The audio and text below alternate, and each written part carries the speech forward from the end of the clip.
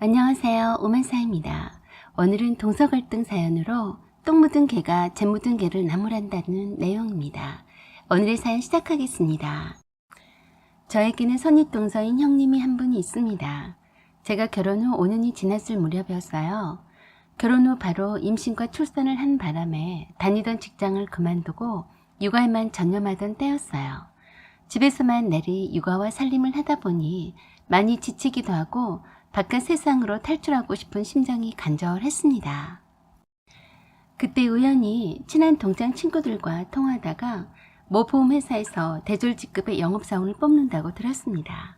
물론 대졸직급이라서 기본급도 첫 달부터 지급하면서 시험적으로 한시적으로 운영할 수 있다고 하더라고요. 주부사원을 뽑는 거라서 동창 친구들이 몇몇이 지원해서 함께 다니자고 했습니다. 동창 친구 중에 한 명이 자기 대학 선배가 거기에 팀장으로 있다면서 분위기 괜찮다고 하더군요. 영업을 못해도 교육받으면 된다고 했습니다.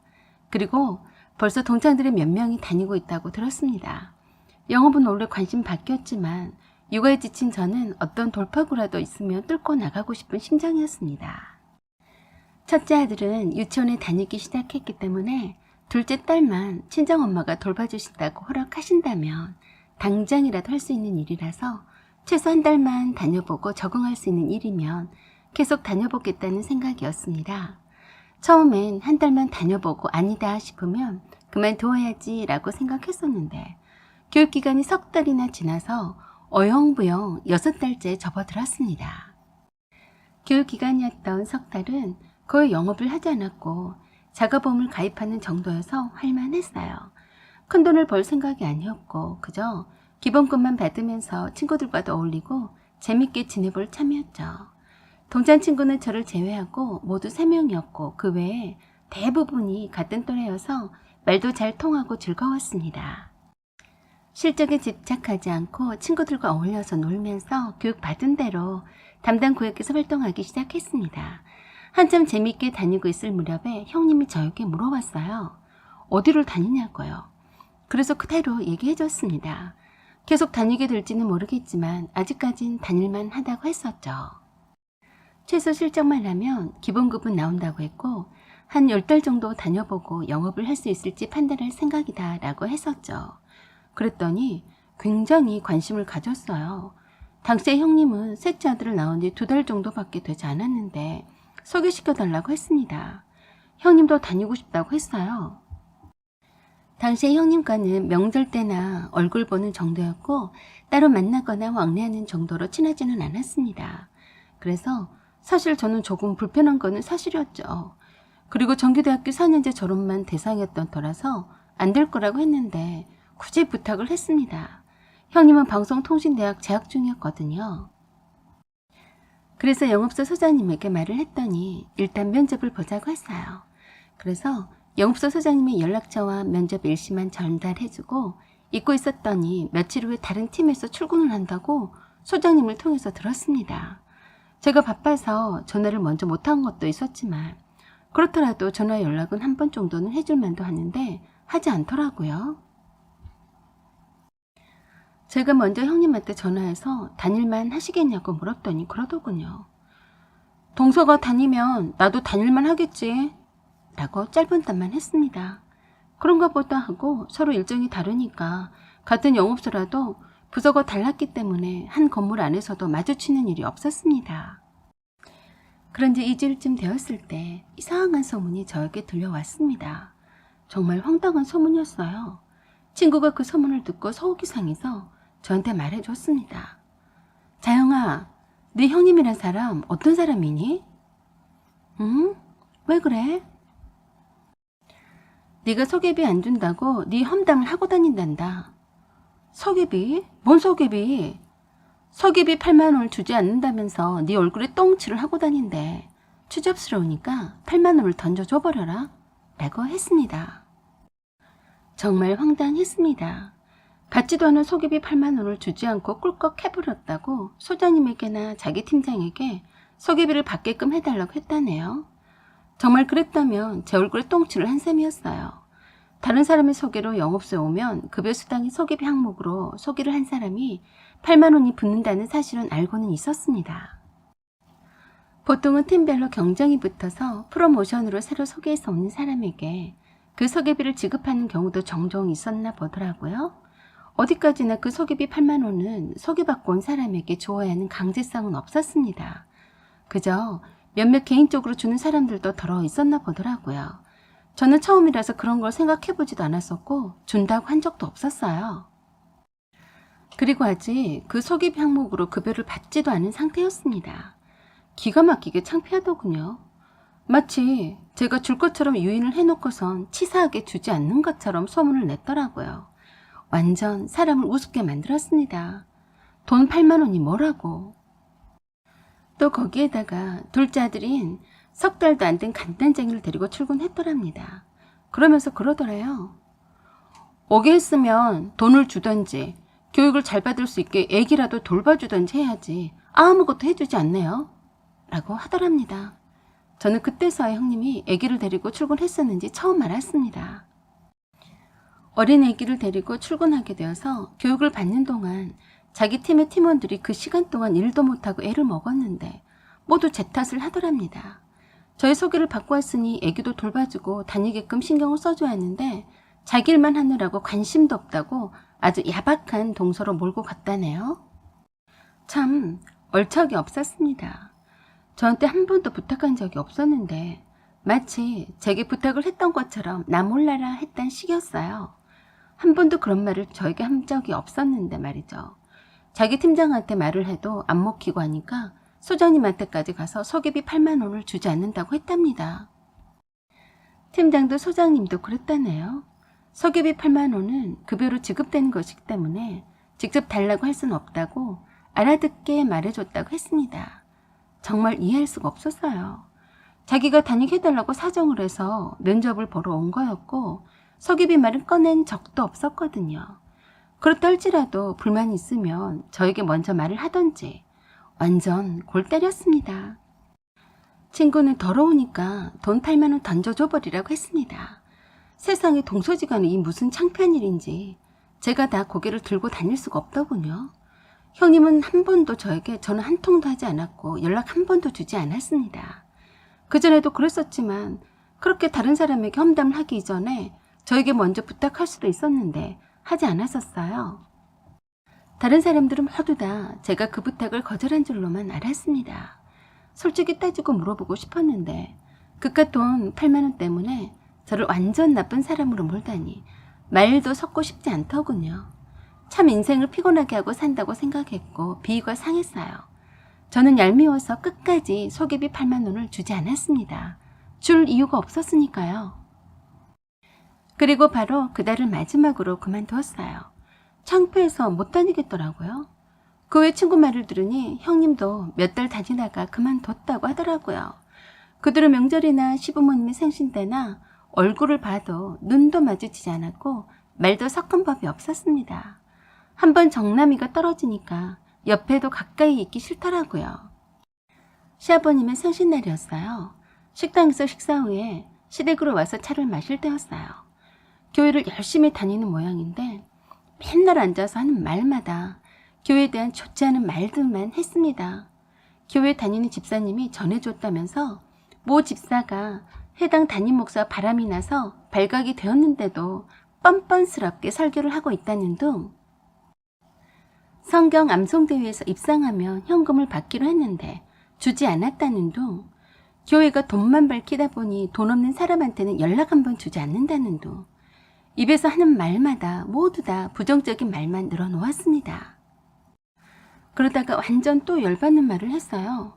뜬금없이 보험회사에 다닐 때 제 친구들에 대한 험담을 늘어놓기 시작했습니다. 지영이라는 애는 어쩜 그렇게 2% 부족해 보이던데 생각보다 노래를 잘 불러서 놀랐네. 아, 그리고 수진이라는 애는 잘했나 몰라. 지능이 좀 낮아 보이던데 일하는 것 보면 신기하더라고. 말 걸지도 않았는데 내 친구들에 대해서 이러쿵저러쿵 흉을 보았습니다. 순간 저는 너무 화가 나서 조잘조잘 말하고 있는 입에다가 앞에 있는 물컵을 들어서 들어 부어버렸어요. 아니 이게 뭐야? 동서 무슨 짓이야? 형님, 어디 함부로 내 친구들 욕을 해요? 좀 모자란 것 같아서 가만뒀더니 안 되겠네. 그걸 보던 손이 시누이가 갑자기 나서서 주방에서 물 한 바가지를 가져오더니 형님 얼굴에다가 들어부었어요. 어이 큰올케, 내가 돈으로 곤사직을 샀다고 동네방네 흉을 보고 다녔다며?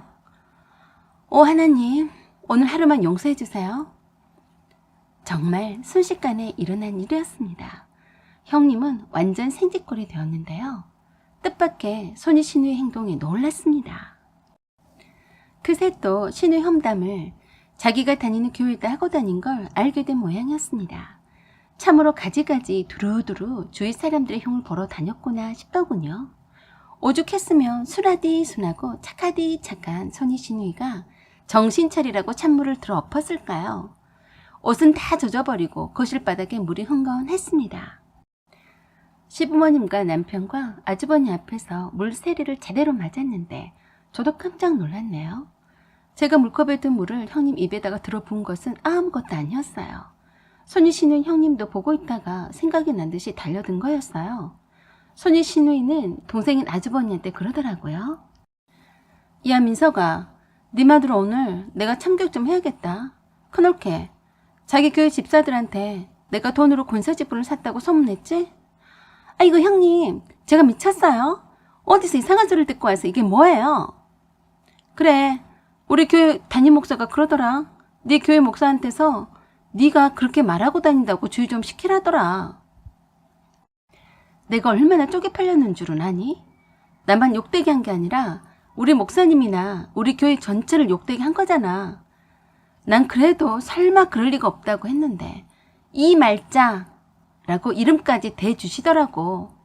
그러자 아주버니가 일어나서 큰 소리를 치며 형님을 향해서 난리 부르스를 추셨고 시아버님은 형님을 아래 위로 혀를 차면서 쳐다봤습니다. 그리고 시부모님이 돌아가면서 한 바가지씩 퍼부으셨어요. 시어머니께서 그러셨어요. 아니 큰애야, 너 미쳤니? 아주버니는 소리치며 닥달했습니다. 당신 진짜 그렇게 소문내고 다닌 거야? 그러자 더욱더 당황하며 손사래를 치면서 그런 적이 없다고 했습니다. 그래서 제가 그랬습니다. 형님, 왜 그러세요? 저한테도 그렇게 흉보셨잖아요.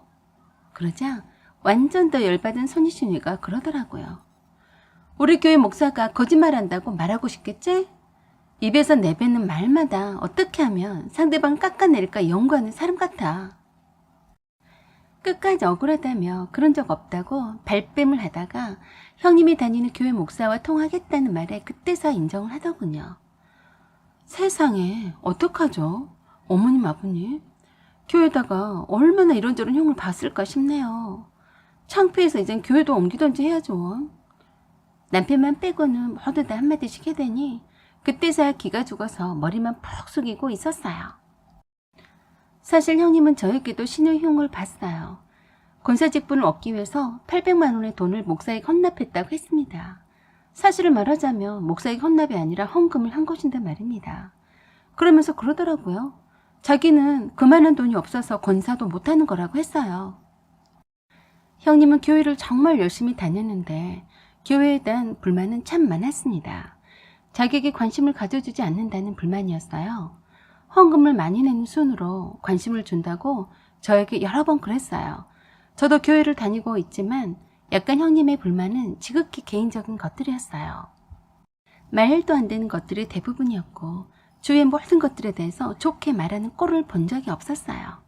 그래서 시부모님이나 시누이도 은근히 형님과 대화하는 것을 좋아하지도 않았고 말조심을 한 편이었어요. 손이 시누이도 권사직분을 돈으로 샀다는 말에 형님에 대해서 굉장히 분개했었지만 참고 있었다가 폭발한 거라고 했습니다. 아주버니는 당장에 손이 시누이에게 잘못했다고 빌지 못하냐고 했고 손이 시누이도 아랫동서 친구한테 대해놓고 그런 막말을 하냐고 저에게 잘못했다고 빌라고 야단을 쳤습니다. 누가 하나 자기 편을 들어주지 않으니까 서러웠는지 엉엉 울더라고요. 그것을 본 아주버니가 형님을 끌다시피 해서 밖으로 데리고 나갔습니다. 한참 만에 돌아온 형님은 집에 다녀왔는지 말끔하게 옷을 갈아입고 왔습니다.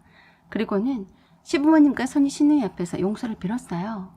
그러자 손이 시누이도 물벼락을 맞게 해서 미안하다고 했고 다시는 그런 식으로 뒤통수 치지 말라고 했어요. 그리고 아주버니가 눈치를 주자 저에게도 미안하다고 마지못해 했습니다. 그래서 제가 그랬어요. 형님은 저에게 왜 그러셨어요? 저에게 미안해 할 일이 이것만은 아니에요. 왜 돈 8만 원 때문에 사람 우습게 만드셨어요? 말 나온 김에 이유를 알고 싶네요. 라고 물었더니 아니라고는 하지는 않았습니다. 사실은 말이야, 내가 좀 오해했나 봐. 원래 소개해주는 사람이 모두 서포트 해줘야 하는 줄만 알았어. 그리고 보험도 모두 식구들이 자네한테만 들어줄 게 뻔해서 질투도 났었어. 미안해. 내가 동서 친구들 욕한 것도 잘못했네. 다시는 그러진 않을게. 라고 했습니다. 이렇게 쉽게 순둥순둥하니 잘못을 인정하고 용서를 할 사람 같지는 않는데 아마도 아주버니의 강력한 입김이 작용하지 않았나 싶었습니다. 아주버니도 아시고 계셨겠죠. 얼마나 귀가 따갑도록 저와 식구들이 험담을 했겠습니까. 그래서 용서를 빌지 않으면 함께 살지 않겠다고 엄포를 놨을 게 뻔했네요. 사람이 쉬 바뀌지는 않는 법이니까요. 아주버니가 그러시더라고요. 아버지, 어머니, 그리고 모두 다 한 번만 용서해 주세요. 저에게도 다시는 그렇게 험담을 하고 다니지 않겠다고 했으니까 너그러이 용서를 받아주세요. 그러자 시어머니께서 그런 의미에서 모두 다 함께 기도하자고 하시면서 가족끼리 서로 화합하고 사랑하자는 기도를 했습니다. 좀 전까지만 해도 험악한 분위기였는데 기도 한번 했더니 참 간단히 분위기가 반전이 되는 것 같았어요. 그때부터는 형님이 제 앞에서 말을 조심했습니다. 양처럼 순해 보이던 아랫동서와 손이 친위를 그동안 만만하게 보고 함부로 행동하더니 물벼락 한 번 맞고 말조심을 하는 것 같더군요. 저도 그동안 묵은 감정을 쓸어내버리고 나니 한결 마음이 가뿐해졌습니다. 앞으로 이런 일로 서로 반복하는 일이 또다시 생기지 않기를 바랬지만 역시나 형님은 쉽게 바뀌지는 않았어요. 그 뒤로도 명절 때 만난 형님은 여전했습니다. 아주버니의 절친인 친구는 저도 형님에게서 익히 들어서 알고는 있었어요. 아직 나이가 지긋한데도 결혼도 하지 않고 혼자 살고 있으면서 한 번씩 밥 한 끼씩 얻어먹으러 온다고 흉을 많이 봤었거든요. 그런데 이번엔 완전 빅 뉴스라면서 15살 나이가 차이가 나는 아가씨랑 결혼한다고 하면서 틀림없이 뭔가 속이고 장가가는 것 같다고 하더라고요. 저는 속으로 너 시작이네 그랬죠. 혼전 임신이라서 신부 쪽에서 할 수 없이 결혼을 허락한 것 같다고 한다면서 결혼식을 하기 전에 그 아기를 데리고 형님 집에 왔더랍니다. 그런데 기가 막히게도 아기가 아주버니의 친구를 전혀 닮지도 않았다네요.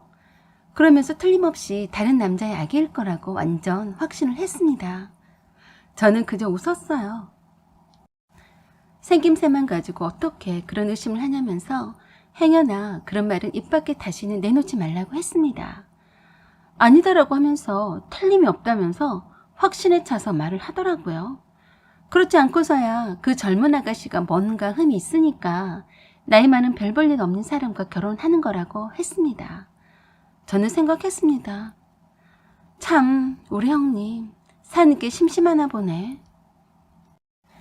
좌우지간 형님과는 최대한 대화를 하지 않는 게 상책이라는 생각만 들었습니다. 그렇지만 콕 집어서 말해주었죠. 형님, 아주버니 친구분이 늦게나마 결혼하시는 게 싫으신 건 아니죠? 왜? 아주버니 친구분의 아내들 분이 아주 젊고 예쁜 분이라서 질투가 나신 거죠? 뭐? 내가 질투한다고? 얼굴에 그렇게 써있네요. 그렇지 않으면 왜 그렇게 또 있지도 않은 험담만 하세요? 속이 뜨끔한 모양이었어요. 제가 너무 직설적으로 표현하니까 순간 입을 다물었습니다. 물벼락을 또 맞고 싶지 않으면 이젠 좀 그만하세요. 아주버니의 둘도 없는 친구분을 그렇게 헐뜯으시면 시원하신가요? 뭐라고? 물벼락? 그제서야 물벼락 사건이 떠오른가 보더라고요. 헛기침만 하더니 안색이 좋지 않았습니다. 늦장가 가신 분이라서 절친이라서 누구보다도 더 축하해줘야 할 분이 뒤에서 이런 험담을 한다면 얼마나 소름 끼치겠어요. 제가 형님에게 아랫사람 다루듯이 잘 타일러가며 가르치듯 말했더니 완전 기가 막혀 했습니다. 동서, 지금 나를 훈계하는 거야? 네, 훈계하는 거예요. 어지간히 하시라고요. 우리 속담에 똥 묻은 개가 재 묻은 개를 나무란다 라는 말은 들어보셨죠? 무엇이 어쩌고째? 지금 그게 나한테 할 소리야? 동서, 그동안 동서가 오만방자하게 했어도 내가 잘 참아줬더니 완전 나를 우습게 하네. 어디 동서도 나한테 물벼락 받아볼 텐가? 라고 하면서 소리를 높이면서 펄쩍 뛰었어요. 그러자 그 소리에 시어머니가 거실에 계시다가 신우이랑 함께 왔습니다. 아니, 너네들 지금 싸우는 거니? 옳게들 왜 이래? 그러자 형님이 시어머니와 선희 신우에게 이르듯이 억울하다면서 말을 하더군요. 어머니, 그리고 형님, 동서가 아래 위도 몰라보고 저에게 함부로하네요. 동서, 아까 나한테 했던 말 다시 해봐. 그래서 다시 정확하게 또박또박하게 말했어요. 똥 묻은 개가 재 묻은 개를 나무랐다. 제가 틀린 말은 하지 않았는데요. 끝까지 들어보실래요? 라고 했더니 형님은 뒷목 잡고 기절할 듯한 표정이었습니다. 제가 너무 당당하고 아무렇지도 않게 말하자 시어머니와 선희 신우이는 더욱 궁금해하면서 더 자세히 말해보라고 했습니다. 그래서 형님 얼굴을 쳐다봤더니 한번 들어보자고 하면서 별말이 아니면 가만두지 않겠다는 표정이었어요. 그래서 형님한테 물었어요. 형님, 형님의 셋째 아들이 혈액형이 O형이죠? 그래, O형이 뭐 어째서? 그리고 저는 연이어서 형님에게 물었어요. 형님의 혈액형은 A형이죠? 응, 그런데? 드디어 조금씩 불안해하는 듯 했습니다. 그래도 여전히 이해를 못했어요. 이렇게 멍청했다니 한심하더군요. 그래서 그게 뭐 어쨌다는 거야? 라고 하면서 어리둥절해 했습니다. 참 멍청한 형님이었죠. 그때 선희 신우이가 무슨 말인지도 이해를 못한 형님을 묘한 표정으로 쳐다봤습니다. 우리 민석이는 AB형인데 민석아 이리 와봐 라고 하면서 안방에서 시아버님과 축구 보고 있는 아주버니를 불렀습니다. 그때까지도 형님은 무슨 상황인지를 이해하지를 못했어요. 그렇지만 뭔지 모르지만 불안해 보였습니다. 그래서 제가 형님에게 귓속말로 말했습니다. 형님, 혹시라도 들통날 일이 있으면 지금 당장 도망치세요? 라고 일러주었는데도 뭔 소리 하는 거야? 라고 하면서 시치미를 똑 떼더군요. 다그저 부르는 선희 신우의 말에 온 아주머니에게 신우가 확인차 묻더군요. 민석아, 네 혈액형이 뭐였지? 알잖아, AB형. 그치? AB형. 그렇게 민수가 O형이 맞아? 네, 맞아요. 라고 기어 들어가는 소리로 대답했습니다. 그러자 아주머니가 완전 놀란 얼굴로 말했어요. 무슨 소리야? O형이 맞아? 머리가 나쁜 형님은 그렇다고 고개를 끄덕거렸는데 다들 멘붕이 왔습니다. 손이 신우이가 형님한테 삿대질하며 소리 질렀어요. 민수가 민석이 자식이 아닌 거야? 그때서야 얼굴이 새하얘져서 어쩔 줄을 몰라 했습니다. 사실 저도 혈액형 검사가 잘못된 것이 아닌가 의심도 했어요. 아주 조심스러운 부분이라서 함구하고 있었던 겁니다. 형님이 보험회사 다닐 때 민수 앞으로 어린이 보험 들었을 때 기재되었던 혈액형을 보고서 의아했었죠. 저는 혹시라도 혈액형 검사가 잘못 이루어질 수도 있으니 다시 한번 확인해보라고 했는데 형님 얼굴이 백지장처럼 창백하고 안절부절하지 못하는 모습을 보니 의심이 들었습니다. 아주버니가 민수가 왜 O형이냐고 다그쳐도 당황해하며 어버버거리더라고요.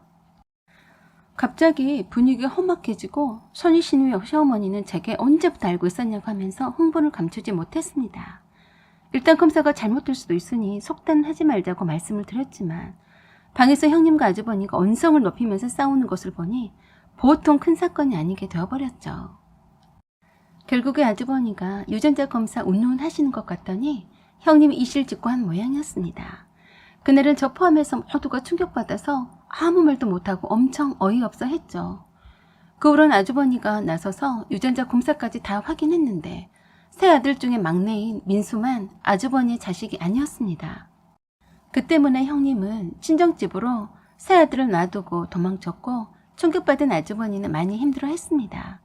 그런 형님을 본 적이 없어서 자세한 내막은 알 수는 없었지만 남편이 아주버니에게서 들은 말로는 상대편 남자는 유부남인데 고향의 동네 친구들 중 한 명이었다고 하더랍니다. 아주버니는 이미 친자식인 줄 알고 사랑도 주고 정도 줘버린 아이를 어떻게 해야 할지 고민을 많이 했습니다. 결국 아주버니는 형님과 이혼을 했습니다. 그리고 민수만 형님이 양육하는 걸로 하고 첫째와 둘째 아들은 아주버니가 키우시기로 했습니다. 그 후로 시부모님이 아주버니의 두 아들들을 맡아서 키우셨어요. 그러다가 좋은 분을 소개받아서 연애를 하시더니 재혼을 하셨습니다. 그분도 자식 없이 이혼했었고 재혼이라고 들었어요. 성격도 밝고 좋아 보여서 저와도 잘 지내고 있습니다. 가끔 한 번씩 혼자 생각해봤어요. 그때 내가 입을 꼭 다물고 있었더라면 그냥 그저 모른 채로 잘 살 수 있었을까? 라고요. 어찌됐든 저로 인해서 모르고 넘어갈 수도 있었던 사실이 밝혀졌으니 내내 마음이 편치 않은 것만은 사실이었습니다. 아주버니가 막내인 민수를 많이 아끼고 사랑했었기 때문에 조금 안타깝기만 했습니다. 내가 말하지 않았으면 모른 채로 아주버니 아들로 계속 평범하게 살아갈 수도 있었지 않았을까요? 사연은 여기까지입니다. 여러분의 생각과 의견을 말씀해주세요. 구독과 좋아요 그리고 알림 설정 부탁드립니다. 지금까지 시청해주셔서 감사드립니다. 항상 행복하세요. 안녕하세요. 저는 53세 건어물 도매업을 하고 있는 일남 일녀를 둔 엄마입니다. 아들은 지방 국립대 다니고 있고 딸은 인서울 나름 명문대 다니고 있습니다. 남편은 직장 근무지가 정기적으로 바뀌어서 오랫동안 주말부부로 지내왔었는데 저마저 친정 부모님 일을 돕기 위해서 지방에 내려와 있습니다. 지방에 크게 건어물 도매와 여러 사업을 함께 하시던 친정 부모님이 나이가 많이 드셔서 제가 물려받기 원하셔서 본격적으로 사업을 승계받는 중에 있습니다. 그래서 평일엔 부모님이 계시는 지방에 내려와 친정 부모님과 함께 점포 3개를 직원과 함께 운영하는데 무척 바쁩니다. 제 밑에 남동생이 있긴 하지만 엘리트 코스 밟은 고위공직자라서 애초부터 부모님 사업체를 물려줄 생각이 없으셨기 때문에 오래전부터 내려와서 일 좀 배우라고 늘 성화하셨습니다. 제가 별로 사업과는 체질이 맞지 않아서 늘 거절해왔었는데 친정아버지가 갑자기 몸이 약해지시고 병원 출입이 잦아지다 보니 할 수 없이 친정 부모님의 일을 떠났다시피 하고 있습니다. 결혼 전후로 단 한 번도 직장 생활이나 사회 경험이 없었기 때문에 잘할 수 있을지 겁부터 덜컥 났습니다. 전국을 대상으로 하는 거래처로 우리 물건이 대량으로 보내어지고 있는데 이것을 모두 인터넷 거래로 하고 있는데 전 사실 부끄럽지만 컴맹이라고 할 만큼 컴퓨터 작업도 잘하지 못해서 엑셀 작업이나 인터넷으로 거래 등의 기본적인 것도 80대 고령이신 친정아버지한테 배우고 있습니다. 오후가 되면 택배 물량 확인하고 거래 내역과 그날 일을 대충 정리하고 나면 집에 돌아오는 시각이 9시 또는 10시가 다 됩니다. 이렇게 몇 달째 온 가족이 서로 다른 지역에 떨어져 살면서 생활해 오고 있네요. 그러던 어느 날 신우한테서 전화가 왔습니다. 언니, 아버지가 혈변을 보시면서 기운이 없다고 전화 왔어. 얼른 아버지한테 가봐줘. 하고 다급한 목소리로 말했어요. 신우이는 제가 지방에 내려와 있는 줄은 모르고 바로 달려갈 수 있을 줄 알았던 거죠. 신우이는 직장에 다니고 있었기 때문에 항상 집에 있는 제가 당연히 모시고 갈 거라고 생각한 겁니다. 그래서 지방에 친정집에 내려와 있다고 말을 해줬는데 빨리 올라오라고 했어요. 급한 대로 반차 내고 시아버지 모시고 병원 다녀올 테니 그 뒤는 잘 부탁한다고 하면서 급한 김에 답도 듣지 않고 끊어버리더라고요. 그래서 다시 전화해서 친정 부모님 일을 도와드리러 왔기 때문에 당분간 올라갈 수 없다고 하고 시아버지 모시고 병원 잘 다녀오라고 했습니다. 그러고 나서 조금 있으니까 남편한테서 전화가 왔네요. 너 정말 그럴 거야? 아버지가 위독하다는데 며느리가 안 올라오고 못하자는데 하는 겁니다. 급박한 목소리로 아버지가 엄청 위독하다며 빨리 올라오라고 하길래 저도 깜짝 놀라서 다 제쳐두고 바로 그 길을 올라왔습니다. 그리고 입원했다던 병원으로 바로 직행했는데 알고 보니 거짓부렁이었습니다. 아무렇지도 않은 듯이 아주 평안하니 수액 맞고 계시더라고요.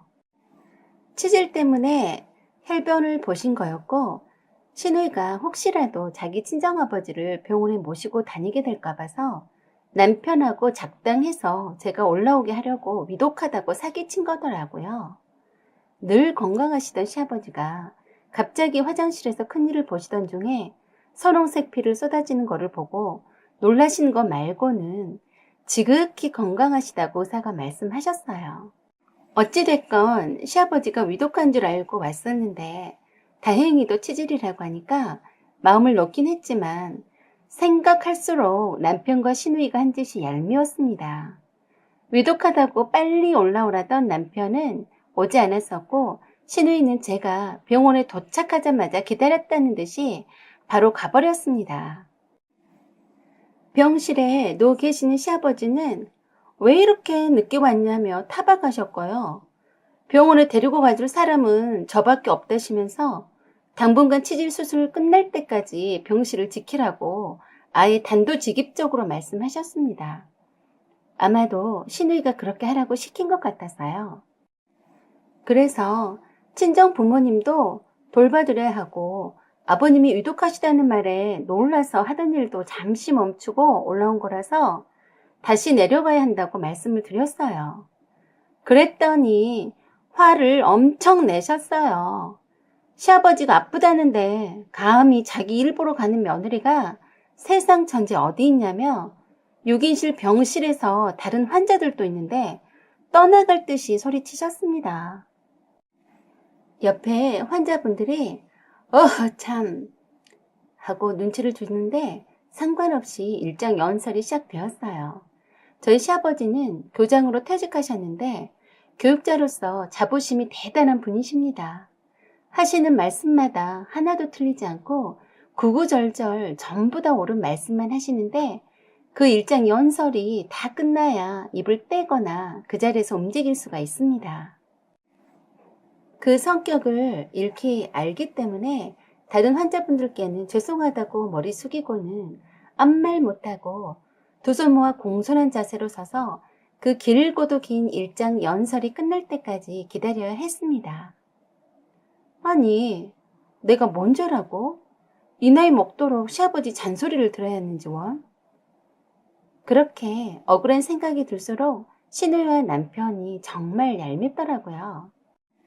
그래서 시아버지 말씀이 끝나자마자 남편에게 전화했어요. 열불나게 한참 만에 봤더니 전화 너머로 시끌벅적 왁자지껄 하는 것 보니 딱 봐도 회식 아니면 술집인 것 같았어요. 그새 한 장 걸친 모양이라 혀가 꼬부라져서 제 말이 귀에 들리지도 않는 모양이었어요. 나에게 사기쳐서 올라오게 해서 자기 아버지를 맡겨버리고 나 몰라라 하고 술 처먹고 있냐고 악다구니를 했더니 네 알아서 아버지 잘 모셔라 하고는 끊어버렸어요. 정말 약이 올랐습니다. 위독하다 해서 미친대기처럼 올라왔는데 신우이는 나 몰라라 하고 가버리고 시아버지는 나를 한참 세워두고 일장 연설을 하지 않나 열이 슬슬 올랐습니다. 그래서 신우이한테 톡을 보냈습니다. 친정아버지가 갑자기 위독하시다고 하니까 급히 내려가네. 아버님 잘 부탁해. 라고 했습니다. 그리고 시아버지한테 가서 저희 친정아버지께서 몹시도 위독하시다니 당장 내려간다면서 남편과 아가씨가 아버님을 잘 모실 테니 걱정 마시라고 말씀드리고 휑 하니 나와버렸습니다. 눈에는 눈, 이에는 이 라는 말처럼 신우이와 남편이 사기쳐서 오게 한 것처럼 똑같이 해주자는 심정이었습니다. 아니 그렇지 않나요? 우리 부모 아플 때는 단 한 번도 병원 모시고 간 적도 없는 인간이 며느리가 무슨 죄라고 떠맡기다니 이번엔 그냥 넘어가지 않을 생각이었습니다. 생전 시아버지한테 군소리도 하지 않고 고분고분 했는데 감히 시아버지 답도 듣지 않고 무작정 휑 하고 나가버리니 좀 놀라셨을 것 같았어요. 우리 시아버지는 그런 분이셨어요. 우리들 어릴 때 시댁에 와 있을 때도 하늘 같은 남편에게 밥 먹으라고 소리쳤다는 이유만으로도 밥도 공겨가며 밖에 눈이 펑펑 오는 차디찬 마룻바닥에 무릎을 꿇치고 한나절을 일장 연설을 하셨던 분입니다. 시어머니께서는 오히려 온화하시고 따뜻하신 분이셨는데 암으로 일찍 돌아가셔서 매우 안타까웠어요. 그 뒤로 시아버지는 혼자 살고 계시는데 다행히도 저희가 주말 부부라서인지 합가자고는 하지 않으셨습니다. 그렇게 바른말 옳은말만 하시는 시아버지도 어쩔 수 없는 딸 가진 아버지이셨어요. 신우에게는 90세가 넘은 시어머니가 계셨어요. 신우의 시어머니께서 골다공증 골절이 심해서 지방에서 올라오셔서 신우의 집에서 잠시 기거했었던 적이 있었고 병원에 갈 때마다 오신 김에 신우의 집에 계시다가 가곤 했답니다. 그러다가 건강 상태가 더 악화되니까 근교의 요양병원에 입원시켰다고 했습니다. 그리고 주말마다 시어머니를 뵈러 다녔다는군요. 그럴 때마다 시아버지한테 투덜대며 힘들다고 했었다고 했습니다. 어느 날 시아버지를 뵈러 갔더니 저희 남편에게 뜻밖의 말씀을 하셨어요. 마음구탱이 늙으면 빨리 되져버려야지. 아직도 말짱하더란다. 나이 90이면 살 만큼 살아놓고 무슨 낯짝으로 숨이 붙어있는지 원. 에이구 빨리 되질 일이지. 남의 딸 고생은 다 시키고 자빠졌네. 하시는 겁니다. 순간 저는 제 귀를 의심했습니다. 자부심 강한 교육자님 맞으세요? 하고 엿듣고 싶더군요.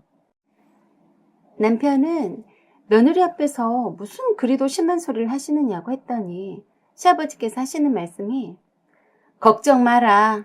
나는 90세까지 질기게 안 살란다. 염치도 없이 무슨 90세까지 사는지 하고 혀를 차셨습니다. 그러자 남편이 아버지도 90세 금방 돼서요 했습니다. 지금 83세이신데 당신의 나이는 생각지 않고 딸 고생시키는 시누이 시어머니가 미워서 빨리 되지라고 하더라고요. 네 참. 암튼 저희 시아버지는 직장 다니는 딸 힘들까 봐서 며느리가 와서 병원을 함께 다녔음 하시고 저리 호통치시는데 어디 두고 봐야겠습니다. 시아버지도 자식 고생 안 시키고 90세 되시기 전에 알아서 곱게 가시는지 말입니다. 제가 나이가 벌써 50줄이 한참 넘었는데 아직까지 쩌렁쩌렁하니 일장 연설을 하시는 것 보면 정정하신 것 같은데 그리 싸고 도시는 아들과 따님 효도를 받으시라고 이 며느리는 비켜드릴 작정입니다. 제가 보낸 톡을 받고 전화를 해대는 신우의 전화 무시했고요. 자기 부모이니 지지고 볶고 삶든지 알아서 하겠거니 생각합니다. 아무리 며느리 노릇을 제대로 한다 한들 고마워할 인간들이 아님을 알기에 감히 저에게 사기쳐서 자기 부모 효도 강요하는 이기적인 것들하곤 손절할까 합니다. 저는 친정 부모님 사업체를 물려받고 운영하는 것만 해도 힘이 듭니다. 밤 10시가 다 되어서야 집에 들어와서 녹초가 되어서 쓰러져 자곤 하는데 남편 새끼는 회식하고 술 마실 여유도 있으면서 자기 부모 효도를 강요하다니 절대 원하는 대로 되진 않을 겁니다. 그리고 얄미운 시누이도 그렇습니다. 감히 올기를 시집 종인 줄로 아는 것 같아요. 두 사람이 작당해서 사기쳐서 올라오게 했으면 가타부터 무슨 할 말이 있어야 하는데 그래 왔으니 네 시아버지 잘 봉양해라 라고 하는 식인데 어디 두고 보겠습니다. 너네 아버지 자식 고생한 건 아까워서 90세 되기 전에 알아서 잘 가신다고 하니까 얼마 안 남은 시간 동안 잘 봉양해봐라. 며느리인 난 굿이나 보고 떡이나 볼 테니까 잘 해봐라. 못된 것들. 그 다음날 남편과 시누이한테서 전화가 불이 나게 울렸습니다. 톡도 불이 났더라고요. 저희 부모님께도 전화에 불이 났는데 모른 척 받지 말라고 했어요. 저도 친정아버지가 위독하다고 했으니 만사 다 제껴두고 달려오나 두고 볼 참이었어요. 아니나 다를까 남편 톡에다 너 뻥친 거지? 왜 갑자기 장인어른이 위독하다는 거야? 얼른 올라와서 아버지 병원에 안 와? 내가 가만 안 둔다. 빨리 와. 신우이도 톡을 보냈더군요. 옳게 너무한 거 아니야? 아버지를 병실에 놔두고 그냥 가면 어떡해? 그래서 톡으로 답을 해줬네요. 우리 친정아버지가 위독하시다는데 넌 왜 안 내려와? 치질이면서 위독한 거라고 설레발치고 올라오라더니 너는 왜 안 내려오냐고. 네가 내려와서 우리 친정아버지 병실 지켜야 하는 건 아니니? 너 뻥친 거 다 알아. 갑자기 위독할 리가 없지. 옳게 이런 식으로 사기칠 거야. 그래서 제가 그랬습니다. 그래? 너네는 사기 쳐도 되고 나는 안 되니? 둘이 한번 잘 해봐라. 90세 되기 전까지 사신다니까 너무 억울해하지 말고 그래도 너네들 있게 해주신 분이니 봉양 잘해라. 난 내 부모님들 오래오래 사시도록 효도하느라 바쁠 때니까 부르지 마라. 그리고 전화 배터리를 빼버렸습니다. 주말 부부고 뭐고 다 필요 없이 짐을 다 옮겨버려야겠어요. 그리고 어디 두고 보겠습니다. 뻥이던 사기이던 간에 우리 친정아버지가 위독 하나는데도 만사 제껴두고 달려오지 않는 남편이 얼마나 자기 아버지를 잘 봉양하나 잘 지켜보겠습니다.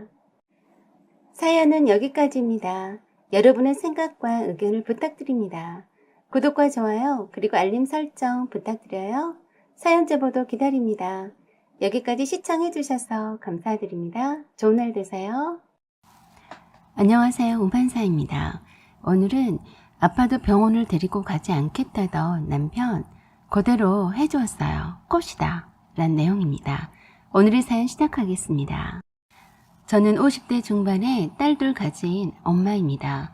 제 남편에 관한 얘기를 하려고 합니다. 제 남편은 하던 일을 그만두고 집에 그냥 있습니다. 주식을 하는 것 같은데 방구석 자기 방에서 하루 종일 틀어박혀서 나오질 않았습니다. 무엇을 하고 있는지는 모르겠지만 일단 하루 종일 눈에 보이지 않으니 그런 대로 괜찮았습니다. 어느 날 갑자기 다니던 회사를 아무런 말도 없이 그만두더니 1년째 백수로 집에서 놀고 있어요. 생활비는 못 주겠다고 아주 당당히 말하더군요. 뭐 남이 들으면 얼마나 생활비 잘 내놨던 것처럼 말하고 있네. 웃겨 라고 생각했어요. 나이 들수록 재수없고 모질이가 되어갔는데 이런 남편을 폐기 처분하는 곳이 있으면 당장이라도 가져다 버리고 싶네요. 저도 퇴직한 지 얼마 되지 않았던 터라 퇴직금을 염두에 두고 하는 말이었어요. 어차피 저도 직장 생활을 오랜 동안 해왔던 터라 남편 생활비에 연연하지 않습니다. 생활비 반반으로 나누자고 했지만 생활비를 준 적이 없었어요. 이 핑계 저 핑계 대고 주지 않았었죠. 처음 겪은 일이 아니라서 기가 막혔지만 그러라고 했어요. 이젠 아주 자주 겪다 보니 지겹기만 했습니다. 원래도 이렇게 추잡스러운 말을 한 적이 많았기 때문이었죠. 그런데 거기에다가 한마디 더 하더군요. 혹시 앞으로 병원 갈 일이 있어도 저를 데리고 가지 않겠다고 했습니다. 뜬금없이 병원 타령이길래 왜 병원에 데려다 주지 않는다고 하냐고 물었더니 자기한텐 돈이 없으니 돈 아까워서 아빠도 병원비 못 대준다고 하더라고요. 그런데 전 한 번도 남편 돈으로 병원에 가서 진료 받은 적이 없었습니다. 새삼 그런 말을 할 필요도 없었는데 그런 쓸데없는 말로 사람 질리게 하네요. 미리 말해주니 만일 몸이 아프거든 제 돈으로 알아서 병원으로 찾아가든지 치료를 하든지 마음대로 하고 자기한테는 눈꼽만큼도 기댈 생각을 말라고 했습니다. 참 말하는 수준하며 생각하는 수준이 나이를 먹어도 변치 않더군요. 그러면서 본인도 만일 아프면 병원에 가지 않고 산속에 들어가 혼자 요양하던지 하다가 조용히 죽겠다고 했습니다. 남이 들으면 싸우다가 어거지로 홧김에 하는 소리처럼 들릴지도 모르겠지만 어이없게도 맨정신에 그런 말들을 늘어놓았습니다. 그동안 생활비를 받아 써본 적이 없었어요. 다만 생활비 명목으로 제 신용카드 하나를 결제를 해주었는데 그마저 못해주겠다는 말이었죠.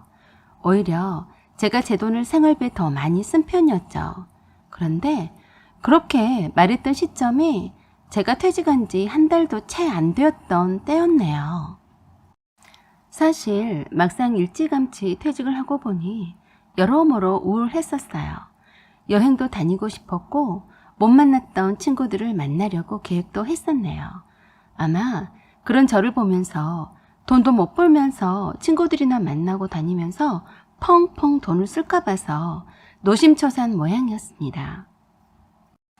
그동안 제가 돈을 벌어오니까 기대고 잘 살았었는데 행여라도 남편한테 빌붙어서 살까봐 걱정이 이만저만이 아니었나 봅니다. 혹여라도 제가 당장 아파서 쓰러지는 날엔 어김없이 아까운 자기 돈을 써야 할지도 모르는 불안감에 휩싸여서 미리 말해서 못을 박는 거였습니다. 남편은 늘 그랬어요. 조금은 비정상적인 면이 없지 않아 있어 보였습니다. 그래서 제가 걱정하지 말라고 했었죠. 절대로 아파도 병원에 데려다 달라고 하지 않을 테니 걱정 붙들어 매놓으라고 했습니다. 대신에 똑같이 해주겠다고 다짐했었네요. 남편이 아프면 절대로 병원에 데리고 가지 않겠으며 병원 간호는 물론이고 병원비도 대주지 않겠다고 했습니다. 그동안 제 신용카드로 마트에 가서 장 본 것이나 겨우 결제를 해주었고 제가 개인적으로 따로 쓴 것은 빼고 계산해서 입금해줬던 사람입니다. 하도 공색하게 결제해줄 때마다 어째나 말이 많던지 어떻게 남자로 태어나서 저렇게 못났나 싶어서 저런 남자를 만나서 살아온 저를 탓하기도 했습니다. 왜 저런 남자랑 이제껏 살아왔냐고요? 진즉 헤어질 것이지 왜 살았냐고요? 참 그게 말이 쉽지. 아주 여러 번 헤어지려고 했었는데 그때마다 잘못했다고 빌고 딱히 남편이 바람을 피웠다거나 돈을 물쓰듯이 썼다거나 하진 않았어요. 단지 조금 무능해서 경제적으로 저를 많이 힘들게 하는 부분이 있었던 거죠. 저보다 훨씬 급여도 적었던 남편은 자격지심 때문에 절대 급여 공개를 하지 않았었고 철저하게 본인 수입을 오픈하지 않았어요. 퇴직금이 얼마냐고 물었다가 대판 싸웠습니다.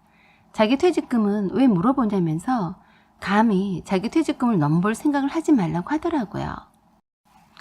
남편 퇴직금이 궁금해서 물어본 건데 그게 잘못된 건가요? 남편은 돈 얘기만 나오면 민감하게 지나친 반응을 보였어요. 약간 정신병적인 것이 있지 않나 생각할 정도로 돈에 집착했습니다. 자기 몸에는 옷 하나도 사입지 않아요. 지금 입고 다니는 옷의 대부분은 딸들이 사준 거예요. 속옷도 너덜너덜 다 떨어진 것도 못 입는다고 제가 버렸더니 그걸 버렸다고 얼마나 잔소리하던지 말도 못합니다. 입지도 못할 것을 모아놓았다가 한가할 때 바늘로 꿰매어서 다시 입더라고요. 제가 보다 못해 사다 주면 못 이긴 척하고 입었습니다. 세상에 거지도 그런 거지가 없을 겁니다.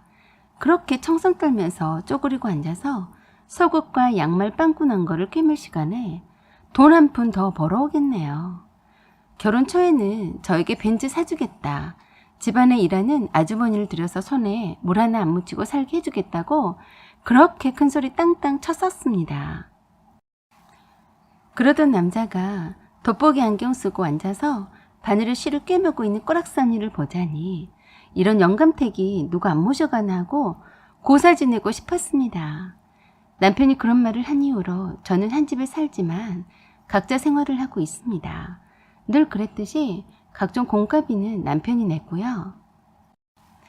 오래도록 탔던 제 차는 폐차하려고 했는데 좀 쓸만하다며 남편이 자동차세며 유지비를 자기 돈으로 지출할 테니 달라고 해서 남편은 남편 차를 총 2대를 필요에 따라 타고 다닙니다. 그래서 한 번씩 제가 필요할 때마다 제가 쓰던 차를 몰고 다니고 있어요. 그리고 그 외에는 다 제 돈으로 해결합니다. 몇 푼 되지 않는 퇴직금으로 새로운 일을 시작하기엔 역부족이었어요. 그렇지만 두 딸들도 직장 생활하기 때문에 예전처럼 생활비가 많이 들진 않았습니다. 문제는 줄일 수 없는 식비인데 일주일에 한 번씩 마트에서 장을 봤었는데 2주일에 한 번이나 3주일에 한 번 정도 보고 있어요. 생각보다 딸들이 집에서 밥을 거의 먹지 않기 때문에 식비는 많이 줄었네요. 물론 남편 밥은 안 차립니다. 자기가 알아서 먹든지 말든지 알아서 하라고 내버려둡니다. 상당히 편해졌고요. 제가 누구를 만나던 말던 간섭을 하지 않아서 정말 좋았습니다. 거지 같던 남편이 제가 장을 봐온 라면이나 참치나 햄 그리고 통조림 등을 한 번씩 삥땅 쳐서 몰래 훔쳐먹곤 해도 모른 척 아량 있게 봐줍니다.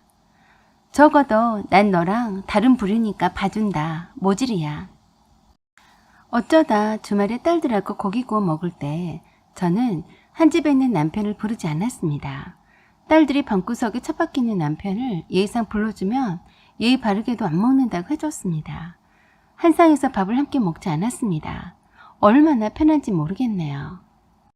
배고프면 주방에 몰래 나와서 우리가 먹다 남은 반찬을 그릇에 쓸어 담고 후다닥 자기 방에 들어가서 후딱 먹고 빈 그릇을 설거지도 하지 않고 개수대에 던져놔도 그 정도는 눈 감아줍니다. 하도 불쌍한 티를 팍팍 내며 한 집에서 왔다 갔다 하니까 딸들이 한 번씩 먹을 것을 사다가 방에 넣어줍니다. 그리고 이런 상황을 이해한다면서도 아빠를 불쌍히 생각하더라고요. 행색이 딱 봐도 거짓골에다 초라하기 그지없어서 딸들의 동정심을 사기 아주 충분했거든요. 그래서인지 엄청 딸들이 남편을 챙기는 눈치였습니다. 옷도 사다 주고 빵꾸난 양말 신지 말라고 양말도 사다 주곤 했습니다. 요새 80대 중반인 시어머니께서 자주 편찮으셔서 병원 출입이 잦은 관계로 병원비가 꽤 나왔었어요. 거기에다가 건강하시던 아버님까지 병원 출입을 하시게 되니까 병원비만 해서 상당했었나 봅니다. 시누이가 저에게 전화해서 병원비를 똑같이 나눠서 십시일반 내자고 했습니다. 그러자 제가 남편에게 직접 말하라고 했더니 부부는 일심동체인데 왜 따로 말하냐고 했습니다. 그래서 이제껏 한 번도 생활비 받아 써본 적이 없었는데 병원비 낼 돈이 있겠나? 그래서 오빠한테 직접 말하는 편이 좋겠다고 한 거네 라고 했습니다. 그리고는 앞으로 돈 얘기는 오빠하고 하라고 했습니다. 시누이는 그동안 남편이 생활비 한 번도 주지 않고 공짜로 살아온 걸 눈치챘으면서도 모르는 척 하면서 저한테서 병원비를 뜯어낼 생각을 했던 거였어요. 그래서 말 나온 김에 확실히 하고 싶어서 남편이 내가 퇴직한 뒤론 단 한 푼도 생활비를 지원하지 않는다고 했습니다. 그리고 남편이 했던 말을 그대로 해줬습니다. 그래서 혹시라도 오빠가 병원에 갈 일이 있더라도 병원비며 병간호를 일체 하지 않을 거라고 했습니다. 시누는 절대 믿지 못할 말이라고 하더군요. 믿건 말건 사실이니 그리 알라고만 했는데 퇴직했으니 별다른 일이 없으면 시어머니와 아버님이 두 분 다 병원에 입원해 계시니 돌아가며 병간호 하자고 했어요. 그래서 제가 내 말 허투루 듣지 말라고 했습니다. 남편이 먼저 병간호든 병원 출입이든지 간에 하지 않겠다고 선언했고 거기에 동의했으니 시부모라 한들 마찬가지라고 했습니다. 놀고 자빠져 있는 아들 놔두고 왜 며느리가 병간호를 하냐고 했었네요. 저는 생활비 벌러 다녀야 해서 바쁘다고 하고 전화 끊었습니다. 오랫동안 무능한 남편 때문에 생활비 한 번 제대로 받아보지 못한 것을 다 알고 있었으면서도 모른 척하는 시누이가 정말 웃겼네요. 다른 일로는 남편한테 하루가 멀다 하고 전화해서 이런저런 흉을 다 보면서 유독 돈에 관한 얘기나 병간호를 옳게 하다니 정말 얄미웠습니다. 아무튼 저는 시부모님의 병문안을 두 딸들하고 주말에 간 것 말고는 병원에 일체 가지 않았습니다. 시부모님이 두 분 다 입원해 계셨기 때문에 병간호가 벅차다면서도 남편은 자기가 저에게 했던 말이 있어서인지 자기 부모님의 병간호를 부탁하지 않았었어요. 그런데 양쪽의 부모님을 병간호하기엔 신우이와 남편이 너무 힘이 들기도 했고 신우이가 힘들다며 죽는 소리 하면서 올케가 와서 도와줘야 하는 것 아니냐며 난리치는 바람에 하는 수 없이 저에게 도움을 요청했었습니다. 남편은 자기 맘대로 자기가 했던 말을 처리한다고 했습니다. 저는 한 번 간 버스는 다시는 붙잡을 수는 없는 거라며 단번에 거절했어요. 제가 미쳤습니까? 누구 좋으라고 제가 받아줍니까? 쫌탱이 같은 남편이 그에 상응하는 반대급부도 없이 처리한다고요? 혼자서 북치고 장구치고 다 하더군요. 신우이와 남편은 두 부모님의 병간호 때문에 죽을 듯 살뚱하는 것 같았습니다. 남편 덕분에 저는 마음 편하게 병간호도 하지 않고 지낼 수 있었네요. 시어머님은 점차로 회복되어 가시는 것 같았으나 아버님은 점점 나빠지셨는데 엄청난 고통 속에서 헤매시다가 돌아가셨습니다. 그 일련의 과정을 지켜봤던 남편은 겁이 덜컥 난 모양이더라고요. 병간호의 중요성을 깨달은 것 같았어요. 그때서야 생각 없이 내뱉었던 말을 후회하는 눈치였어요. 하지만 뭐 이미 늦은 뒤였습니다. 남편은 아버님을 하늘나라로 보내드린 후에 계속해서 소화가 안 된다면서 헛구역질도 하고 머리가 아프다며 드러누워 있기 일쑤였습니다. 두 딸들이 걱정하면서 병원에 가자고 했는데도 소화제만 먹고 버티더군요. 한 집에 살면서도 아프다고 하니까 걱정이 조금 되긴 했지만 별 도리가 없었습니다. 내버려 뒀어요. 그랬는데 어느 날 안 되겠는지 병원에 혼자 다녀온 모양이었습니다. 신우이한테서 쪼르르 전화가 왔어요. 남편이 암이라면서 이미 진행이 많이 되어서 큰 병원으로 가서 수술을 받아야 한다고 했습니다. 아마도 직접 말 못하고 신우이를 통해서 전한 것 같아 보였습니다. 신우이가 울면서 전하는 말이 구구절절하니 꽤나 슬프게도 들렸어요. 오래 못 살 것 같다고요? 그러니 올케가 오빠를 데리고 병원에 다녀오라고요. 내가 미쳤니? 가고 싶으면 혼자 가라 해라 라고 생각했습니다. 그래서 제가 그랬네요. 병에 걸리면 산속에 가서 몸보신 하다가 조용히 혼자서 죽겠노라고 했으니까 병원 안 갈 거네 라고 했습니다. 신우가 통사정을 하더군요. 나보고 어쩌라고. 그래서 남편한테 먼저 물어보라고 했더니 살고 싶다고 수술 받으러 간다고 했답니다. 저는 그러던지 말던지 알아서 하라고 했습니다. 한 집에서 얼굴 마주쳐도 모른 척 했습니다. 동정심을 유발하려고 갖은 불쌍한 표정을 다지었지만 저에겐 어림도 없었죠. 안 되겠는지 저에게 암 진단을 받았다면서 자기가 했던 말을 후회한다면서 자기 병간호를 부탁했습니다. 아쉬울 때만 손을 내미는 남편, 정남이 떨어집니다. 남편이 암 진단을 받았다면서 세상 하늘이 무너진 듯이 말하더군요. 그래서 제가 말했습니다. 참 안 됐네. 산속에 들어가서 조용히 죽을 용기는 안 나나 보네. 병원에 가서 수술 잘하고 살아서 돌아오면 그때 가서 다시 생각해 볼게. 저는 끝까지 남편 병간호를 하지 않았습니다. 신우이는 남편이 저에게 지독하다고 하더군요. 그래서 제가 다시 말했습니다. 지독하게 말한 건 너였단 걸 잊지 마. 난 네가 했던 말 그대로 하고 있는데 무슨 불만이야? 어이없네 라고 했습니다. 남편이 암을 이겨내던지 말던지 자기 알아서 할 소관이네요. 함부로 말을 짓거리더니 자기 발등을 찍는 꼴이 되었습니다. 저는 남편과 자식까지 낳고 함께 산 것을 매우 후회했습니다.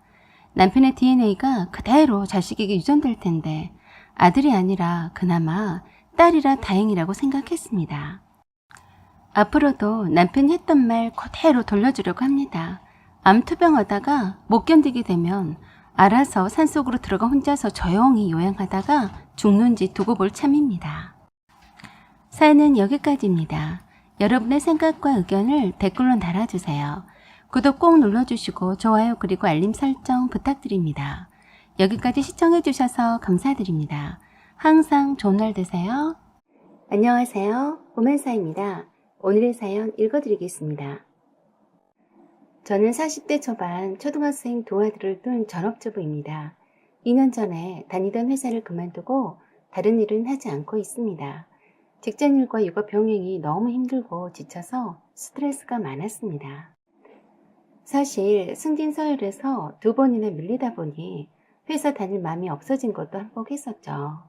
나름 슈퍼우먼처럼 직장일도 육아도 완벽히 해내리라 맘먹었지만 뜻대로 되지 않아서 맨날 퇴사할 핑곗거리만 찾고 있더라고요. 그래서 그냥 과감히 그만두었습니다. 마땅히 다른 이직할 곳을 정해놓은 것도 아니었고 한번 회사를 떠나고 싶다는 마음이 들자마자 아침마다 출근이 괴롭고 힘들어서 그동안 주어라 달려온 나를 위한 보상과 내 인생의 휴지기를 두자는 의미에서 퇴사했었습니다. 퇴사 후 처음 한 달 동안은 정말 꿀맛 같은 시간이었습니다. 아침에 미친대기처럼 이리 뛰고 저리 뛰고 애들 깨우고 씻기는 것 확인하고 아침거리 챙겨주고 머리도 제대로 못 말리고 헐레벌떡 주차장에 뛰어나가고 오늘은 제발 길이 막히지 않기를 직통 파란불이길 바라면서 마음 졸이기 등 지각하지 않으려고 회사에 도착하고서도 냅다 달려서 출근 체크하기, 화장하기 등 이런 것들을 하지 않는다는 것이 너무 여유롭고 좋았습니다. 늘어지게 아침 TV도 시청하면서 즐기는 나 혼자만의 시간이 정말 좋았죠. 그렇게 1년을 지내다 보니 세상에 펑퍼짐한 아줌마가 다 되어 있었습니다. 그래도 저는 처음에는 잘 깨닫지 못했어요. 직장 생활할 때 늘 사람 속에 치여산 것 같아서 특별한 경우 아니면 외출을 잘 하지 않았고 집에만 콕 있어서 잘 몰랐습니다. 그런데 벌써 13kg나 체중이 증가했는데 멍청한 저만 몰랐더라고요. 마냥 처녀 같은 아줌마일 거라고만 생각했었던 겁니다. 퇴사한 지 석 달 정도 되었을 때 시아버지 추도일이었어요. 퇴사 후로 처음 본 형님이 눈이 동그래져서 얼굴이 엄청 좋아졌네 하면서 건강해 보여서 좋아 보인다고 하길래 말 그대로 얼굴이 혈색이 있어 보여서 그런가 보다 했는데 뒤따라오는 남편한테는 정색을 하면서 왜 이렇게 살이 빠졌냐고 저를 쳐다보면서 아래 위로 훑어보면서 말했습니다. 아니, 이건 뭐지? 왜 남편이 살이 빠졌는데 나를 아래 위로 기분 나쁘게 훑어보는 거지? 라고 생각했어요. 완전 우리 형님은 기분 나쁜 표정으로 저를 쏘아보더라고요. 그래서 저도 모르게 왜요? 형님? 그랬더니 우리 형님 하는 말이 아니 동생 집에 있으면서 내 동생 밥 안 차려주나? 왜 이렇게 말랐어? 하는 거였어요.